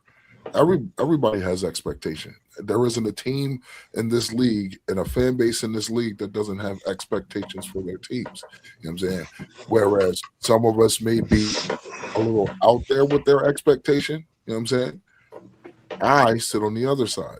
I understand. I said in my live stream earlier, I understand fully that some of Cowboys Nation has a thing to where we have a barometer, okay? Tyron Smith, left tackle, barometer. The problem with some of Cowboys Nation is the guy coming behind him, we're now expecting you to be because that's your barometer. You know what I'm saying? Most of Cowboys Nation last season felt like Donovan Ezeraku, who's following Micah Parsons to be a Micah Parsons. That's wrong. Not everybody can just come in the league and tear shit up. Not every corner can just come in the league like Deion Mitchell and tear shit up. I'm not going to sit here and fraud. You know what I'm saying? Not every player has that ability. Do some players have that ability? Sure. But what helps these players become what you want them to be is the coaching. The fact that I'm looking at the corners that we have and then looking at the coaching staff as a whole on the defensive side. We have Derek Ensley. We have Ryan Smith. We have Christian Parker. All three of those guys have something in common. They all work with DBs. Okay? That's telling me a story. You know what I'm saying? If you look on the offensive side, you got Shoddy, offensive mind. Clayton Adams, offensive mind. Offensive line, offensive mind. Connor Riley, coming out of college, Kent State, K-State. Offensive line, offensive mind. All three of those guys have that in common. The offense looked the way it looked last season. Now, am I saying the defense can replicate that? I can only hope that they can. Will it happen? We don't know. It's only July 12th. It's only July 12th. You know what I'm saying? None of us know shit about our team but what we know from last season. That's what we have to go off of. The only thing I can say is, do I expect them to be better than last year? 29th is better than last year. I hope it's not 29th. I'm just saying 29th is better than 32. You know what I'm saying? You know what I'm saying? So, like, my range for the defense is between top 18, look, from 18 to 24. If you're anywhere within that realm, I'm happy because there's growth. Am I expecting them to come out and just like go ape shit and just go from 32nd to first? No, that's unrealistic. I don't think that way. You know what I'm saying? It's pointless to think that way. You know what I'm saying? So that's how I feel about it. No, good take on it. No, that's your opinion, and that's all that matters, really. Pretty much. Vinny, what do you have to say about it? Did you want? Yeah, I think we're going to be better. I mean, how can we not? I know, Blaze. You know what I'm saying? Can you hear me? Yeah, we can hear you. Yeah, we can hear you. All right. Jesse's interrupting me like he always does. Look again. He was reading the comments. I'm reading comments. Stifle. That's all right. Stifle. Take a second to answer Eagles Brew. He wants me to tell him who my starting corners will be for next year. If I'm projecting right now at this very moment, it's hard to say, but I will give you an answer. It's going to be Kobe Durant. It's going to be probably Kobe Durant, Savone Rebel, and you can take your pick. Whether if I'm projecting, you can take your pick between Darion Kendrick, who has full NFL starts, or Reddy Stewart. Reddy Stewart as your slot. If I'm looking at it that way, that's what it's going to be. But it is too early for me to give you a definitive answer because it's only July 12th. No one's in pads. I'm not going to sit here and engage in a conversation of full projection. I don't know who's going to be on the field. But if I was to project, that's what it would be. Yes. You can't predict the future, as I always say. Can't.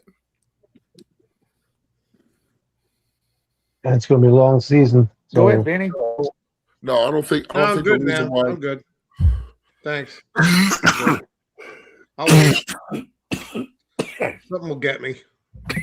Well, you know what? I don't think anybody in the NFC knows what they got right now. You can't. Like there you go. You said it's too early. The Giants don't know what they have. They don't even know what players they're going to have. We don't know who's going to be healthy and 100%. You know, like I go, Eagles, depending on their offensive line to be healthy. Every time I watch the show, if their offensive line is healthy like 2024, then look out. If it's not, you have to make adjustments. You know. Look, let me make this absolutely clear. Let me make this absolutely clear for all the corner lovers out there. There isn't a corner in the league that doesn't get burned. Every corner gets got. Yeah. No one is safe. This is an offensive league, and a lot of these wide receivers, the Jamar Chases, the Justin Jeffersons, the CD Lambs and George Pickens, the Malik Neighbors, Xavier Worthy, there's guys out there who can beat any corner. They're burners. No matter who you are. And that's what makes it the ultimate team game. This is why. Because even when your corner is getting burnt, you can scheme a way to help your corner. You can force the quarterback to go the other way. We've seen it. When we just had CD in a bag of chips, you bracketed CD, you forced Dak to look for Jalen Tolbert, who led the league who led the team in touchdowns in 2024. Yay. Like that, but that's football. Not everybody's going to be good. Y'all saw it last season when y'all had Adoree Jackson. Adoree Jackson was getting picked on the entire year. So y'all seen it. And what did y'all do? Y'all shaded coverage over to his side to help him out. You know what I'm saying? Cooper DeJean. Yeah. Y'all helped him out. Reed Stankin shits. Y'all helped him out. You know what I'm saying? Like, so it's not just about who's going to be your starting corner. It's what's going to be the unit. How is the unit going to look? Because it's a unit. One player can't do everything. Oh, that's what I've been trying to say. And Hoodie, who helps your corners? Who helps your what corners? What makes corners better? Your front four. Pressure, right? Your front four. So that'll make even an average corner better. So I don't know what these guys are talking about. I mean, it's all homers for them. So I'm sorry. Vinny. It's all homers, CZ. question, It's though. all homers, buddy. It's all homers. Stifle. I'll say this. All right. All right. I'll say this. I'll rest my case. There isn't a defense in this league that worries me. Deal with that, we will. There isn't a defense in this league after what I saw last season with this offense that worries me. Not one. But the Kind of have to agree with you. But the Rams got McDuffie and this one and that one. Yeah, I just saw my CD. I just saw my wide receiver torch them in the Thanksgiving game. But we got Quinion Mitchell and Tariq Woolen. Newsflash. I've seen what they did to him. I've seen Look what Tariq CD now we're talking and about GP contact. did to him. Well, no. What's the Yeah, he contact? did. What's the context? What does the Rams have now? What do the Rams have now? They got Myles Garrett. They're getting That's funny. It's funny you say that. They got Byron Rim. They can It's put funny you pressure say with that. the front We four. faced Myles Garrett with a rookie Tyler Guyton, who actually held his own, only gave up one sack to him. One. Okay, there's One. other people. So on I'm that not team that are worried very about your good. defenses. I'm not. There isn't a defense there's not a defense in this league that worries Okay. me. And if But- you're gonna but- ask me which I like one that. But that I there's feel a have huge say it but. They can put pressure on any team with those four guys. Who? With that lineup, the Rams can. Oh, The Rams sure. could. Sure. Good That job. makes Because I saw that Dak makes show your up. defensive backs better, Vinny. That's So why good job, It could. but I saw- It but I could. saw Dak You can nice pin job. your I'm not saying they quarterbacks back. can't. You can pin them there. They didn't get their. No, they could. I'm not saying they can't do. I'm not saying could, that they it's can't not- make no it's not noise. should. I'm just That's saying maybe. there isn't a defense that worries me.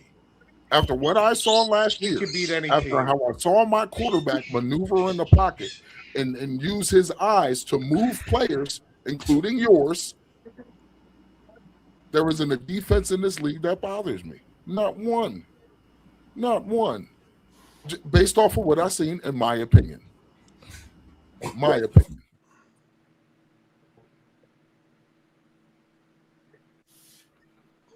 Anybody else? There you go. Anybody else? We have our into opinion. what Rob A, I mean not Rob A, I'm reading the chat, y'all. Drew clowning. But to what Hoodie was saying, like he did, Tyler Guyton held his own against Myles Garrett. His first game as a rookie, he held his own. He played fucking good at left tackle. In fact. And Dak got paid an hour before that, 15 minutes before that. So yeah, like there was I'm not saying, and it's not really even a slight to the teams out there, because we know that teams have good defenses. They do. Teams have great defenses. we know that the Eagles have a very nasty front four. Then you have Zach Bond in the back. Oh, wait a minute. You got Quinyon Mitchell and Cooper DeJean out there. Now you got to worry about Andrew Makuba. And y'all just added Jahai Campbell last season. He's looking like a monster. Yep. So we're not discounting how good defenses are. We know Myles Garrett is Myles Garrett. But we can mitigate some of those things. I've seen those things just like y'all can mitigate some of those things. You know what I'm saying? No, Like, Garrett didn't have 2 sacks on us, Drew. When Tyler Guyton rookie year, he didn't have 2 sacks. no, it was what the? It was the other dude. It was on the other side, the turnstile Right, side. It was, Zadarian. yeah, it was. Early. Yeah, it wasn't on Tyler Guyton's side. It was on turnstile side, and Myles Garrett played on Tyler Guyton's side the whole time. You said Ward. Ward had a sack? No, I know it wasn't Myles Garrett. Myles Garrett, he held his own. I watched that whole game, and I watched Tyler Guyton, and my eyes was focused on Myles Garrett. Myles Garrett didn't. No, he didn't. Tyler Guyton held his own in that game. That was the best game he had the whole season. The whole season. It was the best game he had the whole season, and it was the first game of the season. It was the first, the absolute first game of the season. I know Myles Garrett had a sack fumble. And I think that was his only sack that he had.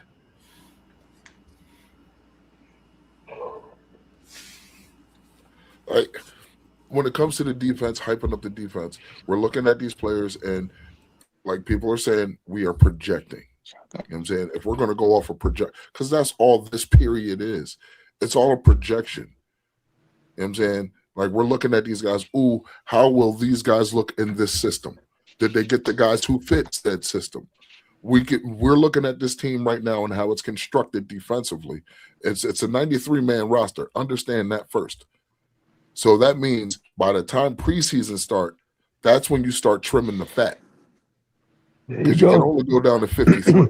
And then you have to have your 48 for game day. You know what I'm saying? So it's a lot more nuanced than just who's going to be your starters. It's a lot more nuanced than that.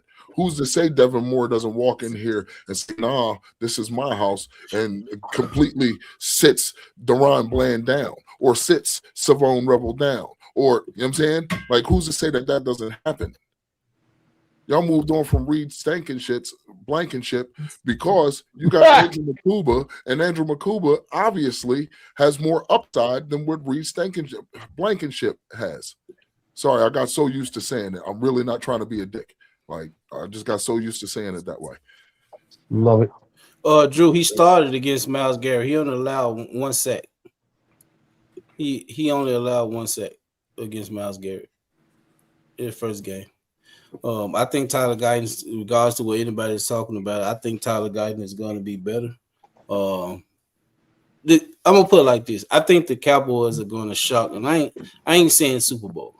I think the Cowboys are going to shock a lot of people. Whether it's defense, offense, are going to shock a lot of people. And I'm gonna stand by that. This just what I feel. It's my opinion. My opinion. I ain't here to debate with anybody about my opinion. I'm not gonna do it. But I feel that they're gonna shock a lot of people. They're gonna. I don't see the team. I don't see our team being the way that others look at our team. I just don't see it. Call me delusional. Call me what you want to call me. But it's my opinion, and I ain't finna debate you about my opinion because you have your opinions. So that's how I feel. That's just how I feel. Anybody else? I don't know. I don't know why we're expected to be soft. Like why are we as fans expected to be soft about our team? It's like we can't have any expectations of our team, bruh. Like, that don't even make sense to me. They grown men, just like your team is grown men. Let's let them line it up. We ain't lining it up. None of us can do what the fuck they doing. Let's be real. Like, pardon my language. Like, none of us can suit up the pads and go out there and do what they're doing at their level. Not one of us. Hell no. But what are we arguing about? I get the enjoyment. Look at that, and I when I see him get hit, I'm like, "Ow! What the fuck? Ow! No hell no!" And they get up like bounce up and like, "Let's do it again." I watch the game live. How this happens. Well, but What extra shit, Warren? But What are you talking about? You said no, it's the extra shit. What extra shit? But how many times do I have to say, guys? 4 or 5 games. The 4 or 5 games we get the football body. That means for everybody. You know? No, my The thing fourth, is this. fifth game, you got your football body, then we can talk. Don't know. We don't know if it's 4 or 5 games. We don't know that. Well, let me just say, I'm giving an estimation. You know what I mean? Yeah, I don't I'm know not what saying it it is. is. It could be first game. It could be third game. Yeah, I mean, well, it could be it, but I know we're going to find out Thanksgiving who the playoff teams are going to be. That's when it's that. oh yeah, by Thanksgiving, everybody will know. That's when you're gonna. That's when you're gonna know. That's Pretty what much. Parcells says. You will know. You are who your record is. We all just want our teams to look good. That's all. I'm just Of not course gonna we argue do. with you about it. I want to see what Warren's talking about. What he's talking about. You the could extra argue shit. all the time. You'll never win anyway. Let I him don't up, want that. Lloyd. If Warren wants to come on up. I'm finna get ready to get off in a few minutes. Don't make sense for anybody to come on right now. Yeah, it's almost If 2 he wanted hours. to come on, yeah, if he wanted to come on, he could. Warren always can come on here. Warren always can come on here. My thing is, everybody's talking. Good, Randy. No, go ahead, I'm Randy. sorry. My thing is, we're all talking about the same thing, and all 4 teams in this division has some weaknesses somewhere. Oh yeah. And the problem is, we are all playing a hard schedule this year. You could even be better and not be as good as your record was last year. And you know what? Injuries are going to decide this division one way or another, because some team is going to be a misfortune to have a lot of injuries. And bottom line is, it's who stays healthy and who plays, who's able to play their starters longer and better. And that's really the bottom line. I mean, it's all a crapshoot until September, the 10th, when the season starts. Is it the You know, 10th we or can the- do all this talking we want, but it's like Hoodie Hey. said, we're not playing in these games. We don't know what's going on in the locker rooms. Exactly. Hey Warren, it's the same link. It's the same link that you've been having. So if you want to Come on in, Warren. come on. Bruce Banner, set your ass up. Ain't nobody getting cooked. So I have a question here. Somebody said the Eagles have an easy schedule. Y'all play the same teams we play, except for a few here You and got there. Rams. And I'll say this too. Last year, y'all had the same schedule as us. Y'all won your first 4 games, and then you went 7-7. How is your offense better this year than it was last year? I know one loss. Yeah, you won your. Oh, they got the 4th easiest schedule. They got the 4th Nope. easiest schedule. We won a football Yeah, but I don't game. look at it that way, because by 4 or 5, Lloyd, the teams that were gonna be good might not be as good, and teams that weren't maybe as good are gonna be better. Exactly. So you know, that works 2 ways. Who knew the Patriots was going to the Super Bowl? That's what I'm saying. No I mean, shit. you They were don't know. they were only 3 at one time. Don't they say 3 or 4 teams that made the playoffs this year won't make it next year? Full well, yeah. And there'll Yes. be 3 or 4 newer teams. So Look, who you knows? never know. You never know. No, you don't. Atlanta might, But that's what they Atlanta go might by. shock everybody and go 14-3. You know what I'm saying? Like and Yeah, win who the hell knows? and Nobody win the knows. NFC East or win the NFC. You know what I'm saying? Give me Like the it pick might be six the best number. team in football. Mhm. You know what I'm saying? But let me see. The Cleveland Browns might go 15-2 and, Oh, and shit. be front running. You know what I'm saying? Shit, Like Carolina. The Jaguars. Carolina's Come gonna on. be you know good. what I'm saying? Like, come on, Indianapolis. Carolina's good. Daniel Jones might be an Titans. MVP candidate this year. Oh God. Yeah. Yeah, Oh, we're blasphemy. going to project. Let's project some shit. You know what I'm saying? Like, you know what I'm saying? So Cowboy That's what you fans, know. you shouldn't have any expectations of your team. Don't have Oh, what's come on. going on, Warren? What's up? What's up? What's up? What the- Warren. What's going on, y'all? How y'all doing? Good, good, All good. right, brother. Doing great, buddy. What's going on with you, Warren? Chilling, chilling, chilling. No, when I said the extra shit, what I meant was, what I'm saying is, okay, I'm looking at it like this, and maybe CZ can agree with me. We know how good this offense can be for the Eagles. We know it. And we're not that excited right now about this offense. We're more curious to what we want to see. So if you notice, we're just talking about what we have right now and what we can expect to do. We're not really saying, hey, this person's gonna be doing this person's gonna be doing that. So like we're not doing that on that level yet. You talking about, you speaking about UNCZ, right? Yeah. Because from what I heard, Mannion is driving a Ferrari. Well, I said Ferrari because you said it. No. I ain't saying you saying it. I got that from other Eagle people in the chat. That's always been the saying. So what I'm saying is, what you're saying is it. See, Warren, that's why I say you can always come in because we can have a conversation with you. Yeah. This ain't what you're saying. This is what I'm saying. When I said Ferrari, that word Ferrari comes from Jew. Well, the biggest reason why people call it a Ferrari is because we did have all the money on the offensive side, and I believe on our offense we had the highest paid offense at a point in time. So the expectation was higher. So I think everybody still use that Ferrari word because we still paying these players what we paying them right now. I think if Ferrari lost a couple cylinders now. What cylinders do you think we lost? What cylinders do you think we lost? AJ's the biggest one. So that's something that I want to ask everybody. So tell me it's not though. Tell me it's not. So this is my thing. It's definitely going to look different. AJ is still one of the most impactful wide receivers in the NFL. I would never take that away from him. Is this offense going to look different? Yes. And how is it going to look different? Now you're giving Jalen Hurts options now. We don't have to worry about one whole game we force feeding a wide receiver. We can actually spread the ball out. And what that does is we're not predictable anymore. We take away the predictability. So that's one thing. So when it comes to the Eagles offense, like that's what our thought process is, bringing in Sean Mannion, all these different wide receivers, picking up Stowers, picking up Lemon, picking all them up. You're bringing in more options for Jalen Hurts to have instead of force feeding one person a game. So Warren, let me ask you this question because that means you're putting a lot on Mekhi Lemon, but not just Mekhi Lemon, and not just Mekhi Lemon. You have receivers that couldn't make it with other teams.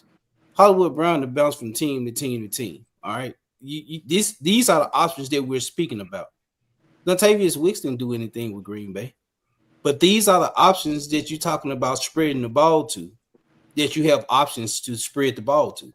I can understand if you're bringing in players that has proven Hollywood Brown to bounce from team to team to team to team. So right now, your biggest option is Smith, who defenses is going to scheme for, and then you got Mekhi Lemon, who's a rookie. So you're putting a lot of pressure on your rookie.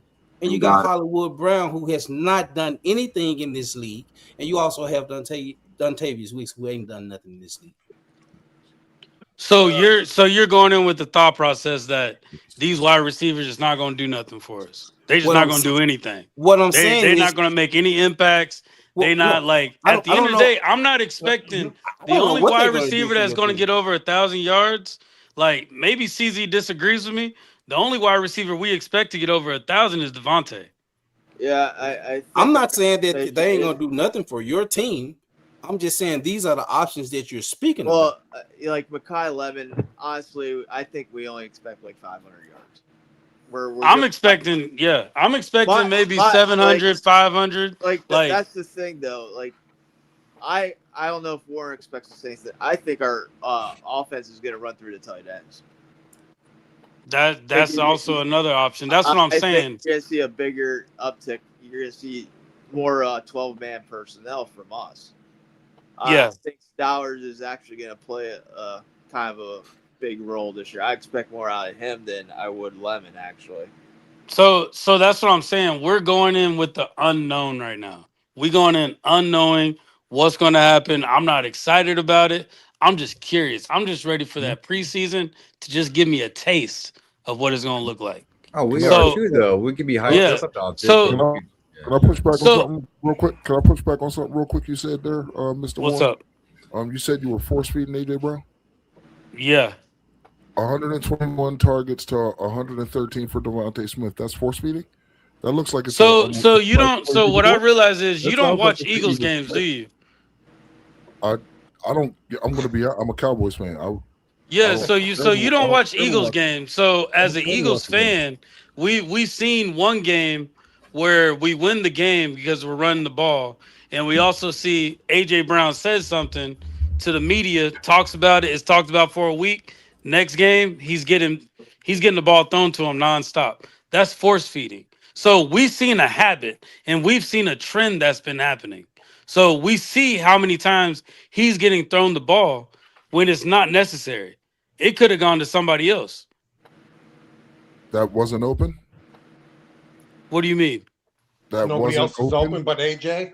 If that's No, the there's target, other. if That's the what I'm telling y'all. If that's There's the target, other people. There's other people open. Oh, Like yeah. we had Jahan. I Do you know- know how I know many what- times Jahan Dotson got missed the entire time just because we focused the whole game on AJ? There were times AJ only got one this target season. week 1. I mean, and he got 6 targets in another game. That's not really force feeding.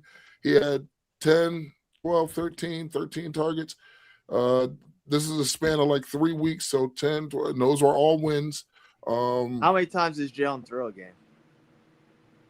Jalen throws on average 20 to 23.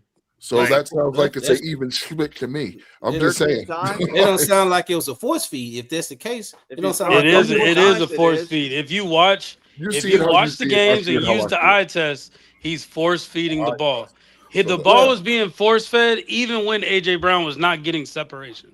So Force that's the feeding same is thing we CeeDee do Lamb with going for George 1,700 Pickens. yards. Still throw to your best. You receiver. do that with George Even Pickens. double covered, you throw to him. The same thing you do with AJ Brown, you do with George. They come up with the ball. So that's Yes. you do You that. throw with to those him type of anyway. receivers. That doesn't matter. Yeah, with You're those right. type of But receivers, I'm- you do that. But what is something that we all know about Jalen Hurts though? He can't What throw is something across that we the middle. all know? He likes to run. He is not going to Great running risk. back. He is not going to can risk run. the ball by throwing it. He doesn't do that. Like at the end of the day, he's one of the best decision makers Yeah, when it because he comes to doesn't being throw a much. quarterback. He He's not throws going to 20 just throw the 25 a ball. game. I'll grant you that. Throw 30 Regressions. times a game, see what happens. I'll grant you that. Say it again. I said, no, if Dak throws between 20 and 25 or any quarterback and you're able to run the ball, that's the recipe to win. You don't need to throw 30, 35 times a game. That's So what why you does need Dak to do do. it? Because he we're never not had able a- to he run the never had a- ball. He never had a Y'all were Saquon able to Barkley run the ball last I year. What agree. happened? for 1,200 yards. Come on, you got to be kidding me. Also, Y'all I ran just for want to say, 2,000 you yards. guys are looking You were at running the ball. You guys are looking at your team half full rather than half empty, and I understand that. Eagle fans are going to look at it that way, but I think it's more half empty than half full. That's my opinion. But And you Drew- guys are Well, looking as at a Cowboys fan, you're supposed to look at it like that. And So Drew I, full of shit. I'm not Right. going to not knock that. necessarily. I look at everything Not in totality. necessarily. I'm not gonna sit here and act as if I know everything. I watch the games just like another regular fan of their team. I just so happen to look a little closer because I believe that our eyes are always trained on the ball. That's what we're worried about, the ball. So once the ball leaves the center's hands, it goes to the quarterback. The quarterback makes the decision, or unless the play is called for the running back. That's the only time you watch the ball. Now, if you see some shit along the way, cool, because you're seeing something from the offensive lineman. What you're not seeing when that ball is released or before that ball is released, you're seeing dudes out of the screen. You don't know what routes they're running. You don't know what coverages they're seeing. That's all you know. All you know is watch the ball. That's what we all do. So when you take a closer look, that's where context matters. You say, well, we watch the games and it looks like he's force feeding them. To the open guy, you know what I'm saying? We don't know what's going on outside the screen. We don't. You know what I'm saying? That's the only way you can contextualize it. So I'm not looking at it like I'm not saying your opinion is wrong. Because again, you see what I don't see.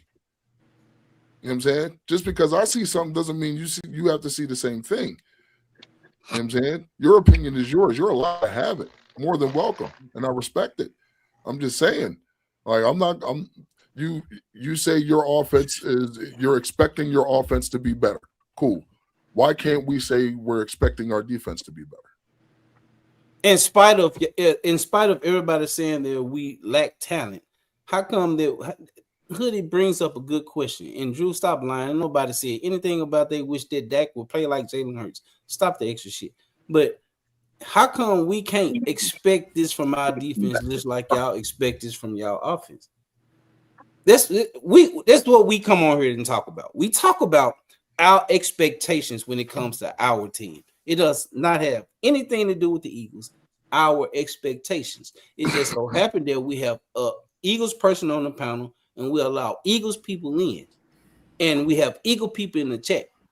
It's not a back and forth trying to compare the Eagles and the Cowboys.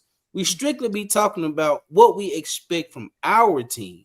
And though we have our opinion and everybody else, you guys have y'all opinion. Our opinion, y'all don't agree with. So y'all try to sway us to you guys' opinion. But it's just our opinion. That's all it is. It's what we feel and our expectations. We're not trying to sway y'all to our side.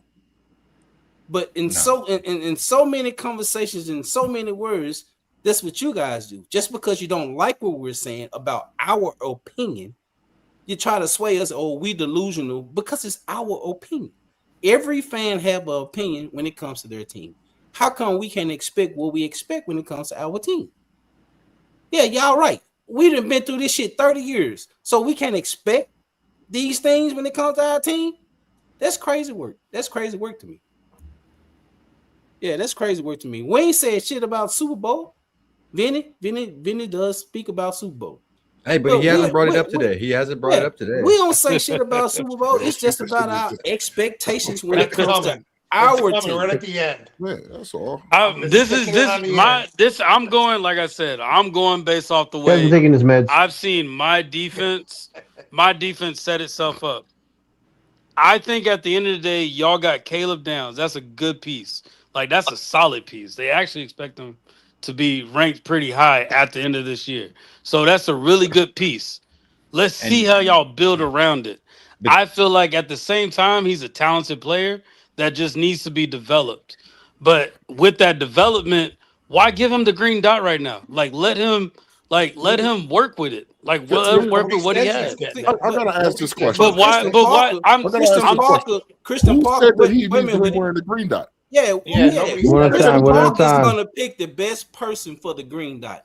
Yeah, Demarion O'Shawn said he want to wear the green dot. That sounds like Republican. We said Caleb Downs is smart enough to wear the green dot. Christian Parker is gonna pick the best player that he feels is gonna wear the green dot. The green dot. Come Who said Caleb Downs is gonna be the green dot? No one ever. The conversation may have been struck up earlier in the offseason after draft, like, oh well, maybe he could be a green dot. You know, he's intelligent, he's smart, he picked up on the playbook. Of course, that's an opportunity, that's a thought, it's a chance. But then, who primarily wears the green dot on any team? The leader on the team, the middle veteran. No, that's not true. The leader of the defense does not wear the green. Well, that's why I said in the comments that it should be overshown at first. It should start off with being overshown. They've been going back and forth. We all agreed on that. It should start off with overshown, but in the back end, they should let, as good as Caleb Downs is going to get, let him work towards it. Develop him to where he can read the field and read what everybody else needs to do. I don't want him to wear the green dot. I don't want Caleb Downs. I said that earlier, Warren. Just as a whole, a leader. That's what I'm saying. I said that earlier. Somebody in the secondary has to set that the secondary. They set it, so it has to be. But the thing about it, Jaron Kearse wore the green dot when Michael Parsons was on his team. Jaron Kearse did. He wore the green dot as a safety and playing in nickel. Jaron Kearse did. Jordan so Lewis it's not like we said it can't happen, but at the same time, we don't want it to happen. We don't want Caleb Downs. I want Caleb Downs to be able to roam freely. I don't want him trying to make sure everybody's in place. I want my middle linebacker wearing the green dot. I prefer my middle linebacker wearing the green dot. He's the not bridge. my safety. The middle linebacker is the bridge between your line and your safeties. Yes. He's and the bridge. And you got to think about it. D. Winters wore the green dot when he was in San Francisco when Fred Warner went down. He had to. He wasn't too bad at it either. So I mean, it wasn't great, right? We shall see, man. Like it's right now, July 13th. You know what I'm saying? At 12:20 in the morning, Eastern Standard Time. You know what I'm saying? This is all projection. All the shit we're talking about, all these expectations don't mean nothing once training camp starts, because that's when you start to trim the fat. There's 93 There you go. men That's on facts this right roster. there. There's 93 men on this roster. Not everybody's going to make it. We don't know who's going to be on this team. We know the who's who, but we don't know which guy is going to be left standing. You know what I'm saying? So No do one y'all thinks- feel like y'all have a core 5 on y'all's defense right now? Or that's what y'all are trying to That's- figure out? We're trying to figure that out. We're trying to figure that out. I say we Yeah, got. I think we got 3 of the 5. I say we got 3 of the 5. I'm It'll me be Quentin personally. Williams, Kenny Clark, and Quentin Williams, Kenny Clark. Then I'm going to give you Jalen Thompson Gary. because he's been signed. You know what I'm saying? Yeah. Oh shit! I could probably give you 4. Caleb Downs because you know he's the future. You That's not 4. Jalen. You said Jalen Thompson. Yes, sir. Yeah. Yes, sir. Like, in spite of what Drew might say, we lack of talent. We have talent. It's all about that talent being able to be brought out and developed. Me personally, I'm fine if we don't add anybody else to this defense. I'm fine with that because I want to see my young guys. I want to see what we can do with this defense. I'm anxious to. Look, I go to sleep thinking about fucking the first week of football. I wake up thinking about the first week of football. I want the Cowboys need help. to be able to prove everybody wrong. Now, I ain't gonna say everybody, Eagles fans, prove them wrong. Go out there and do y'all thing. I like Jay Sean Barham. In spite of what anybody might say, I like Malachi Lawrence. They say it was a reach for him. No, it wasn't. We ain't had no second round draft pick. They got who they wanted. They got who they wanted. They got who Christian Parker wanted. There you go. Mm-hmm. You know what I'm saying? That's all that matters. Like no one batted an eyelash when the Eagles do it. I mean, no one bats an eyelash when the Commanders go out and get Sonny Styles at what 7. You know what I'm saying? No one bats an eyelash. You know what I'm saying? And You got over Reese. but they're allowed to say that their defense got better and all this. And you guys can get Malachi, what's his name? Makai Lemon. You know what I'm saying? Lawrence. And think that your offense and think that your offense is going to be all world again. I believe No. That's what I'm saying. Nobody is expecting Lemon to be the replacement of AJ Brown. Nobody is expecting. Nobody's expecting that. Okay. Well, my point that's saying that is this, right? I think the hit with AJ Brown was you traded speed, you traded size for speed. The only size you have is your tight ends. Let's be real. That's the only real size that you guys have. But you have You got Goddard. He's 1,000 years old. You know what I'm saying? Like, Yeah, but don't get me wrong. Yeah, It's not saying, but it's not saying Yeah, that he produces, it's makes not up. saying that y'all still can't make some noise offensively. Because now that turns y'all into a yak team. You know what I'm saying? You got speed. Hollywood Brown ain't slow. You know what I'm saying? I don't think Makai Lemon is slow either. So depending on how they're used, they could be a real problem. They could. You want to know what's crazy? But You want to know what's it's crazy? projection, and we really don't know. That's the beauty What's of crazy, Lloyd? You want to know what's crazy? Is that they talk about our defense, and I've seen people in the chat to where Drew, for one, the Giants defense is better than ours, and they led the league in the most fourth quarter comebacks. Just saying. Ain't nobody talking about their defense. And they lost that. It's all right. I like it like that. We ain't saying nothing. Why there, buddy? Jesse, that's not a hit on you. I'm just speaking in general. No. Just speaking in general. Nobody has nothing to say about their damn defense. Nope. Motherfuckers come back. And I love it. They play good the first 3 quarters. In the fourth quarter, bam, you gonna win. Yep. That That's the game coach. was a heartbreaker, wasn't it? That Broncos game was a heartbreaker. Oh God, that Eagle. No, that I'll tell you which That was one it great. was. The Denver I game. loved it. The Denver game. That was great. Well, don't worry, That was a Vinny. great We'll take game. care of I you loved first game that. of the year. First love game of the that. year, That was a Randy. great I'm game. gonna Remember, love who every says minute of that? it. Spanking Who that says that ass. all the time? I don't want to hear. Thank you very much. You'll enjoy every minute of it, Randy. That's you, tough guy. I'll be enjoying every minute of it. All right, you're alone. You're alone by yourself thinking you're going to win. Okay. Congratulations. I'm here. I'm luck. here. I'm Good luck. representing. So am I. Yeah, you're gonna need it. Exactly. You're gonna need it. Really good offensively. Once Malik Neighbors comes back, once Cam Cadaboo comes back, they might be a real problem. That's why. Oh, Cam's back. Cam's back.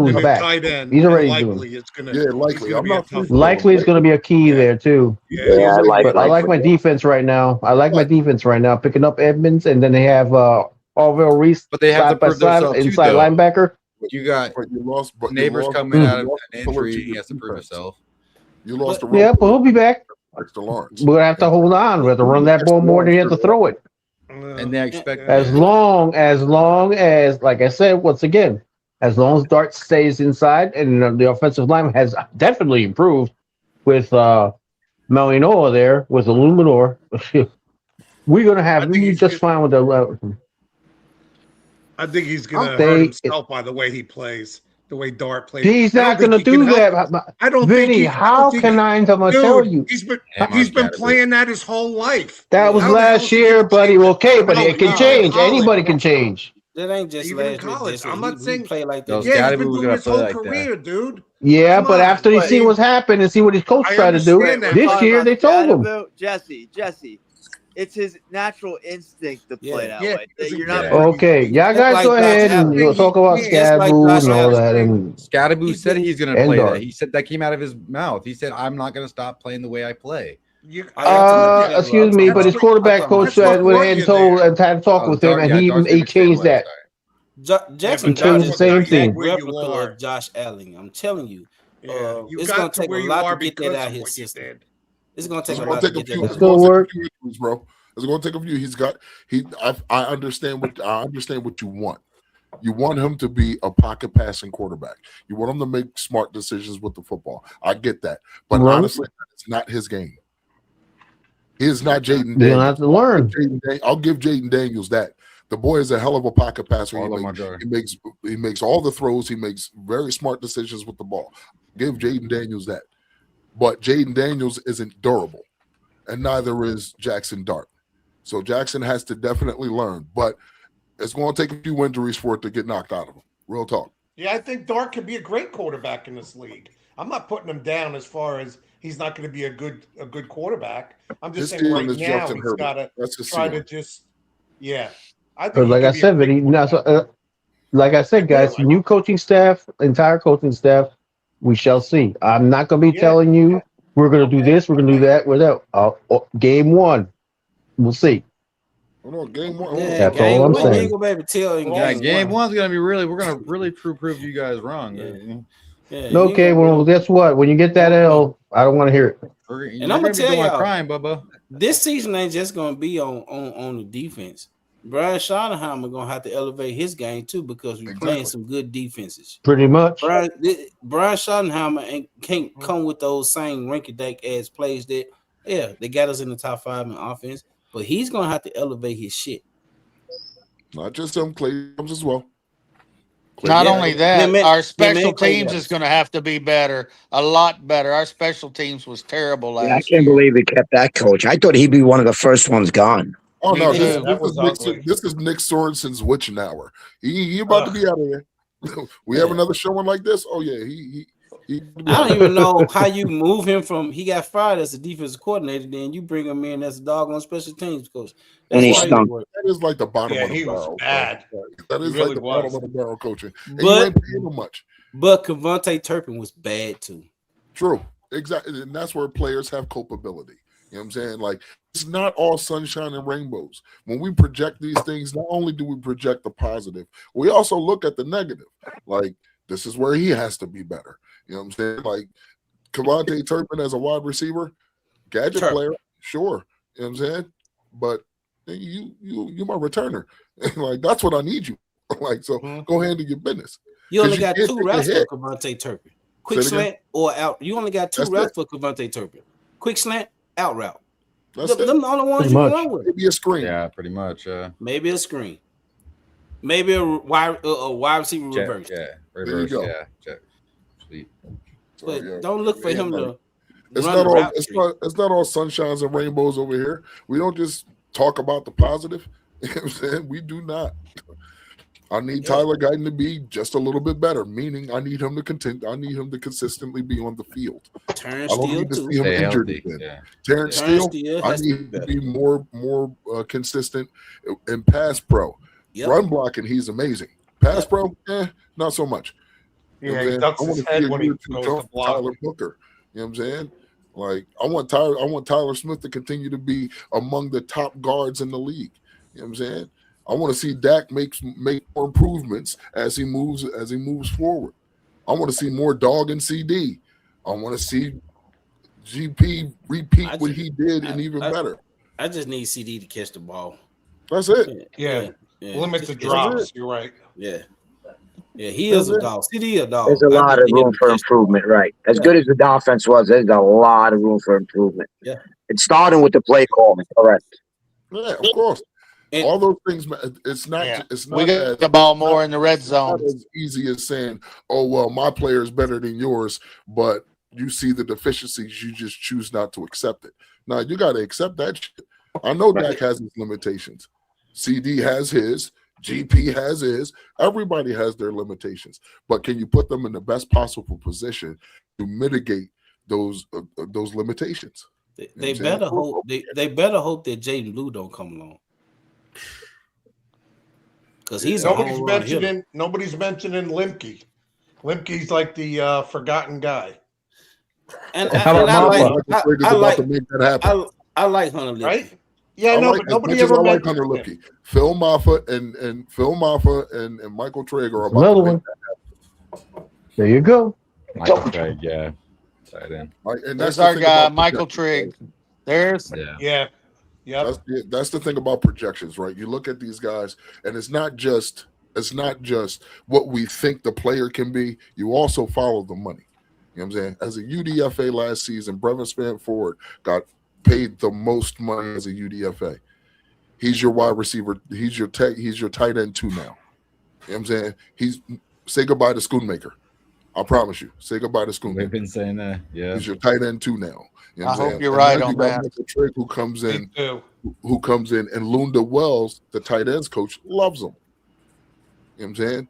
So he's making a push. He just got paid the most out of UDFAs for the Dallas Cowboys. So we know he's gonna have an opportunity. You know what I'm saying? So once he has that opportunity, let's see if he takes it over. And if Phil Moffitt shows up the way Phil Moffitt shows up, then guess who's gonna be your fullback H-back guy? It's going to be a very interesting season.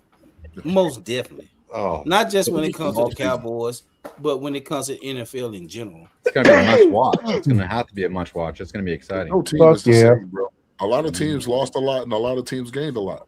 Yep. You know what I'm saying? For as trash as Vegas has been, they got a pretty nice looking defense. Like, for as trash as They got a nice defense. They got a nice defense. They got a real nice defense. But we don't know what it's going to be until we see it. Very true. What's up, Clemente? What up? What up? Clemente said, "What's up, Lord, everyone? Let's keep Turpin on special teams and let Trayshawn Holden go to work."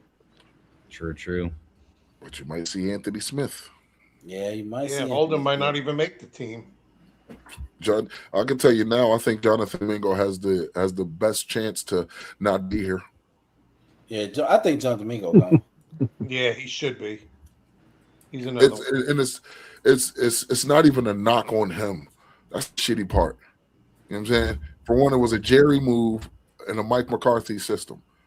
He didn't work in the Mike McCarthy system, and Ryan Flanoy was over to overtake him and Jalen Tolbert. You know what I'm saying? For that number 3 spot. Now he's solidified. I think his injuries is what cost him, because he played good in the preseason. He played good in the preseason, and it was supposed to have been him instead of Flournoy, and he was hurt, so Flournoy got the opportunity. In spite of what Drew said about Flournoy, Flournoy. He's a player. Hey, he's a player. He's a dog. He is a player. Way better than Jalen Tolbert. Way better. Yes. I couldn't stand Jalen Tolbert. Oh boy, Jalen's toes burnt. Tolbert would make some crazy catches though. Yeah, he made a Gotta great admit catch. that. He made a great catch. That He was Jalen on the Tolbert didn't bail sideline. you out once or twice. Jalen Yeah, Tolbert once has he- bailed you out once or twice. Yeah, he did. Yeah, But that's a great about it. catch I mean, against the Eagles on the sideline. That was a fucking great catch. That joint was he did crazy. make some great catches, but you know what? Give me consistency. Yeah, I don't want that one. That's If what it is. yeah, Give me Yeah, 'cause Flournoy. when CD Lamb got hurt, it was George Pickens and Flournoy. And Flournoy, he shined. Vach says some things. When CD went down, GP never really moved off his spot. GP stayed doing GP things. But Ryan Flournoy did a lot of CD things. Yeah. You know what I'm saying? The motions and that's a beautiful thing. Reverses. He Yeah, did the yeah. reverses and everything that CD does. Exactly. He did all the CD things and he did it well. He had quite a few 100-yard games. He showed that he could play in this league. Let's see what we get out of year 3. Mm. In fact, this is a contract year for him.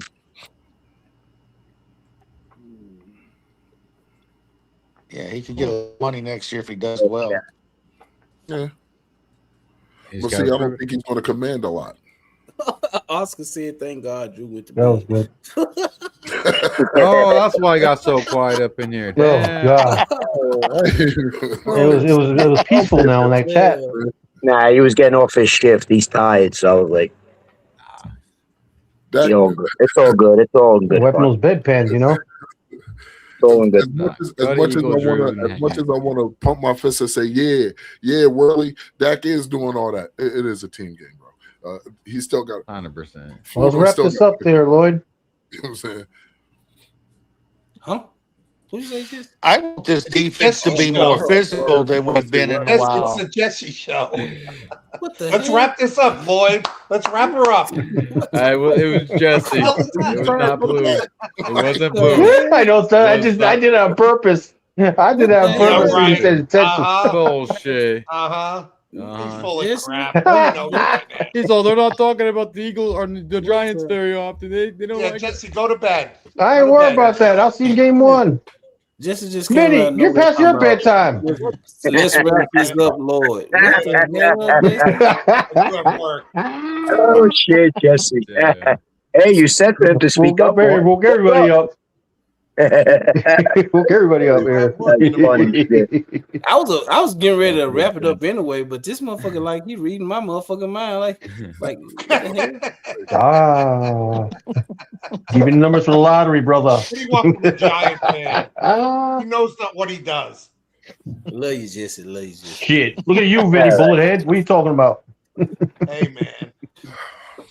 Retired. Oh, Bruce. Keep working. I'm going to work until I die, 64 years old. But we Oh, are about God, to get ready to Vinny. wrap- Nah, we are God about bless to- you. Hey, we are about to get ready to wrap it up though, cause of Momo, I got me some neck bones on, cause Momo don't like neck bones, so I did. Oh. So yeah, I'm about to eat me some neck bones, y'all. But we had a great. She sent a live video stream, to him. y'all. If I don't, I'm not sure we're gonna do another live stream tomorrow. I'm gonna try my damnedest, y'all. But I get off Wednesday. I think I get off at 3. Yeah, I get off Wednesday at 3. So we might be doing another live stream Wednesday. Probably. If we don't do it Monday, most definitely Wednesday. I done started working on the shorts and videos, so there will be more.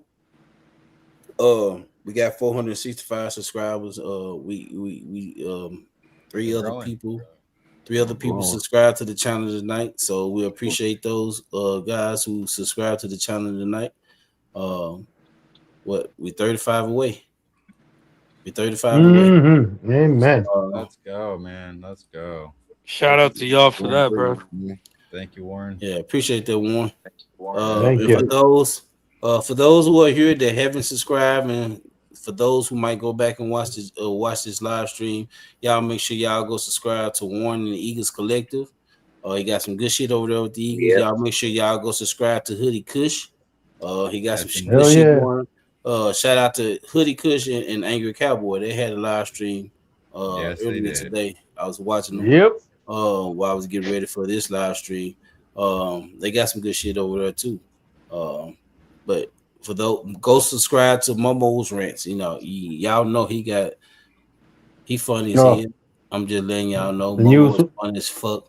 Y'all go check out Momo's newest one. Shout out to Game Time. Go subscribe to Game Time for those who haven't done that. He got good shit over there. Mark. I shout out all the ones who I looked up to before I even started this channel. I was watching a lot of people. Vach reached out to Vach when I first started this. Emailed him, wasn't expecting for him to even respond, but he did. He gave me good advice. I appreciate him for that. But I've kept up with Vach since the beginning. I've kept up with Mark. I've kept up. I had just met Game Time when I started the channel. But Law Nation, CFT, I'm just shouting out everybody. CFO, Tuck, Boss Cowboy. Like, these are the guys that I was watching doing when I wanted to start a channel. I like Skywalker. To get my Skywalker Steel, y'all. Shout out to Skywalker Steel, man. And 2i, shout out to 2i, Skywalker Steel, Push the King. Shout out to Push the King. Like, there's a lot of people that, you know, Okoye Media. Watching. Okoye, hey, that man, hey, I'm gonna tell you something. Breakdown feel better than nobody else, boy. I tell you. Him and Vach, him, I say him, Vach, and Skywalker, they can break down some film, y'all. For sure. Those three, if you want some breakdown on film, Okoye, top. Vach, top. Skywalker, top. Them guys, they code it what they do, y'all. I'm learning. I want to be able to break down film too. It's certain things I learned from them. You know, I watched them a lot. So we had a great show, y'all. And we're finna go with the last words on tonight. Jesse, since you want to end the live stream so bad, just give us your final thought for the night. We're gonna wrap it up, you guys. We're gonna wrap this up, you guys. So sorry this shit up. Yeah, exactly. What's up with that? Yeah, I'll wrap this shit up. Hey guys, it was a great show. Thank you, panel. Thank you guys that came in. Thank you, chat. Without you guys, we couldn't do nothing around here. Thank you guys that subscribed to us. We got what? 8 weeks. I say, what is it? How many weeks? How many days left? We have Vinny, Randy. 6 weeks. How much we got? 6 weeks, buddy. 6 weeks. 8 weeks. 8 weeks from tonight, we'll be playing the Giants and finishing up about this time. Yep. Oh, wow. So let's get this done, guys. And prayers for our team, for our players, and I will see you on the next time. CZ, what you got for us, CZ? Thank you, Warren. Thank you, Hoodie, for coming on tonight. Thank you, chat, for the great chat, and we'll see you next time. Yes, sir. Warren, what you got for us, Warren? Yo, it's always a pleasure coming on here, bro. Talking to y'all, interacting with y'all, talking ball. Go Birds, hell. Shit, I didn't have the mute button ready yet. Damn it. You got me, Warren. You got me. Oh, shit. Hoodie, what you got for us, Hoodie? I was going to say thanks to Warren until he said the Go Birds thing. I was going to say they have common sense, but now I don't know. But TC, you know. I know. You guys are great Eagle fans. You guys have a little common sense. That's what I got to say. Hoodie, thank you for showing up here and everybody else on the panel. And we're winning the Super Bowl this year. Told you I was going to say it. Let's go, Cowboys. And see, that's what I'm talking about. The extra shit. Super Bowl champ. Well, Warren, one year he'll get it right. LSD, Vinny. Stop with the LSD. 1 year, you're right, Oscar. 1 year I'll get it right. Yeah, 1 year he'll get it right, Warren. That's what I'm talking about, the extra shit. That's a good one. The extra show. You talk about me. I love it. Yeah. What you got for us, Hoodie? Well, man, it's always a pleasure coming on here. I rocks with y'all, man. I like the conversation. You know what I'm saying? I got something special coming for Cowboys Nation tomorrow. Keep your eyes open. I got something special coming for y'all. Y'all cut them notifications on when it comes to Hoodie. You got some shit going on over there, y'all. I will I'll definitely be back anytime, bro. Like, honestly, I think you guys are welcome. You know what I'm saying? Next level, y'all welcome to come on to my show. We can chop it up. You know what I'm saying? I'm off tomorrow. Yeah. So yeah. But I am not. But you obviously don't mind going late, so I don't mind going late. You know what I mean? I don't go home till after 10, so yeah, man. I never got an issue. So, but with that being said, man, this your boy Hoodie. We're Cushion the Cowboys Smoke Hour. I want y'all to have a great night. You heard? Randy, Randy. Well, I'm looking forward to 2.5 weeks from now when we can start talking what's really happening on the field and what's really going on. Amen. I want this defense to be physical this year. If they're going to be any kind of good, they're going to have to be physical. And with the line when we brought in and Quinnen Williams, I think we're going to be a little better physically. So looking forward to the season, looking forward to training camp. Go Cowboys. Blue, what you got for us, Blue? That was a great show, you guys. Thank you for all showing up on the chat, you guys. We can't do without you guys. Yeah, Hoodie, thank you. Warren, thank you for showing up. They left already. I wasn't expecting that. But yeah, let's keep it up. And hopefully we do have a show tomorrow. If not, we'll see you guys Wednesday. Oscar. Yeah, it was a great show. I'm glad everybody stopped in. That's what it is, you know. I know we preach family first, and that's what I mean. You know, family means Eagle people, Washington people, Giant people. It's not just Cowboy Channel. We appreciate everybody coming in because sometimes they give us something about our team that we don't know.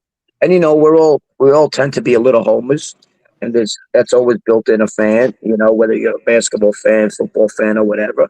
Sometimes you hear it from other fans.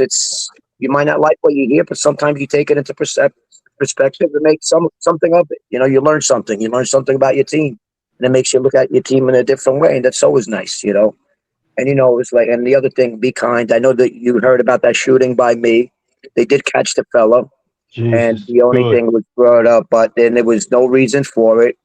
It was something stupid. He just didn't get invited to the barbecue, and he ended up doing something stupid and shooting 4 innocent kids. So he did get caught, and that's what I'm saying. You know, you never know when today's your day. So always try to be kind to somebody, be compassionate to somebody, be fair with your decisions and your remarks, because you never know when it's going to be your last day, when something might happen or not happen. So it really touched my heart because those kids were from the neighborhood. They used to come on the go-karts, and, there was no reason for it. It was just somebody that 44-year-old man decided to do what he did.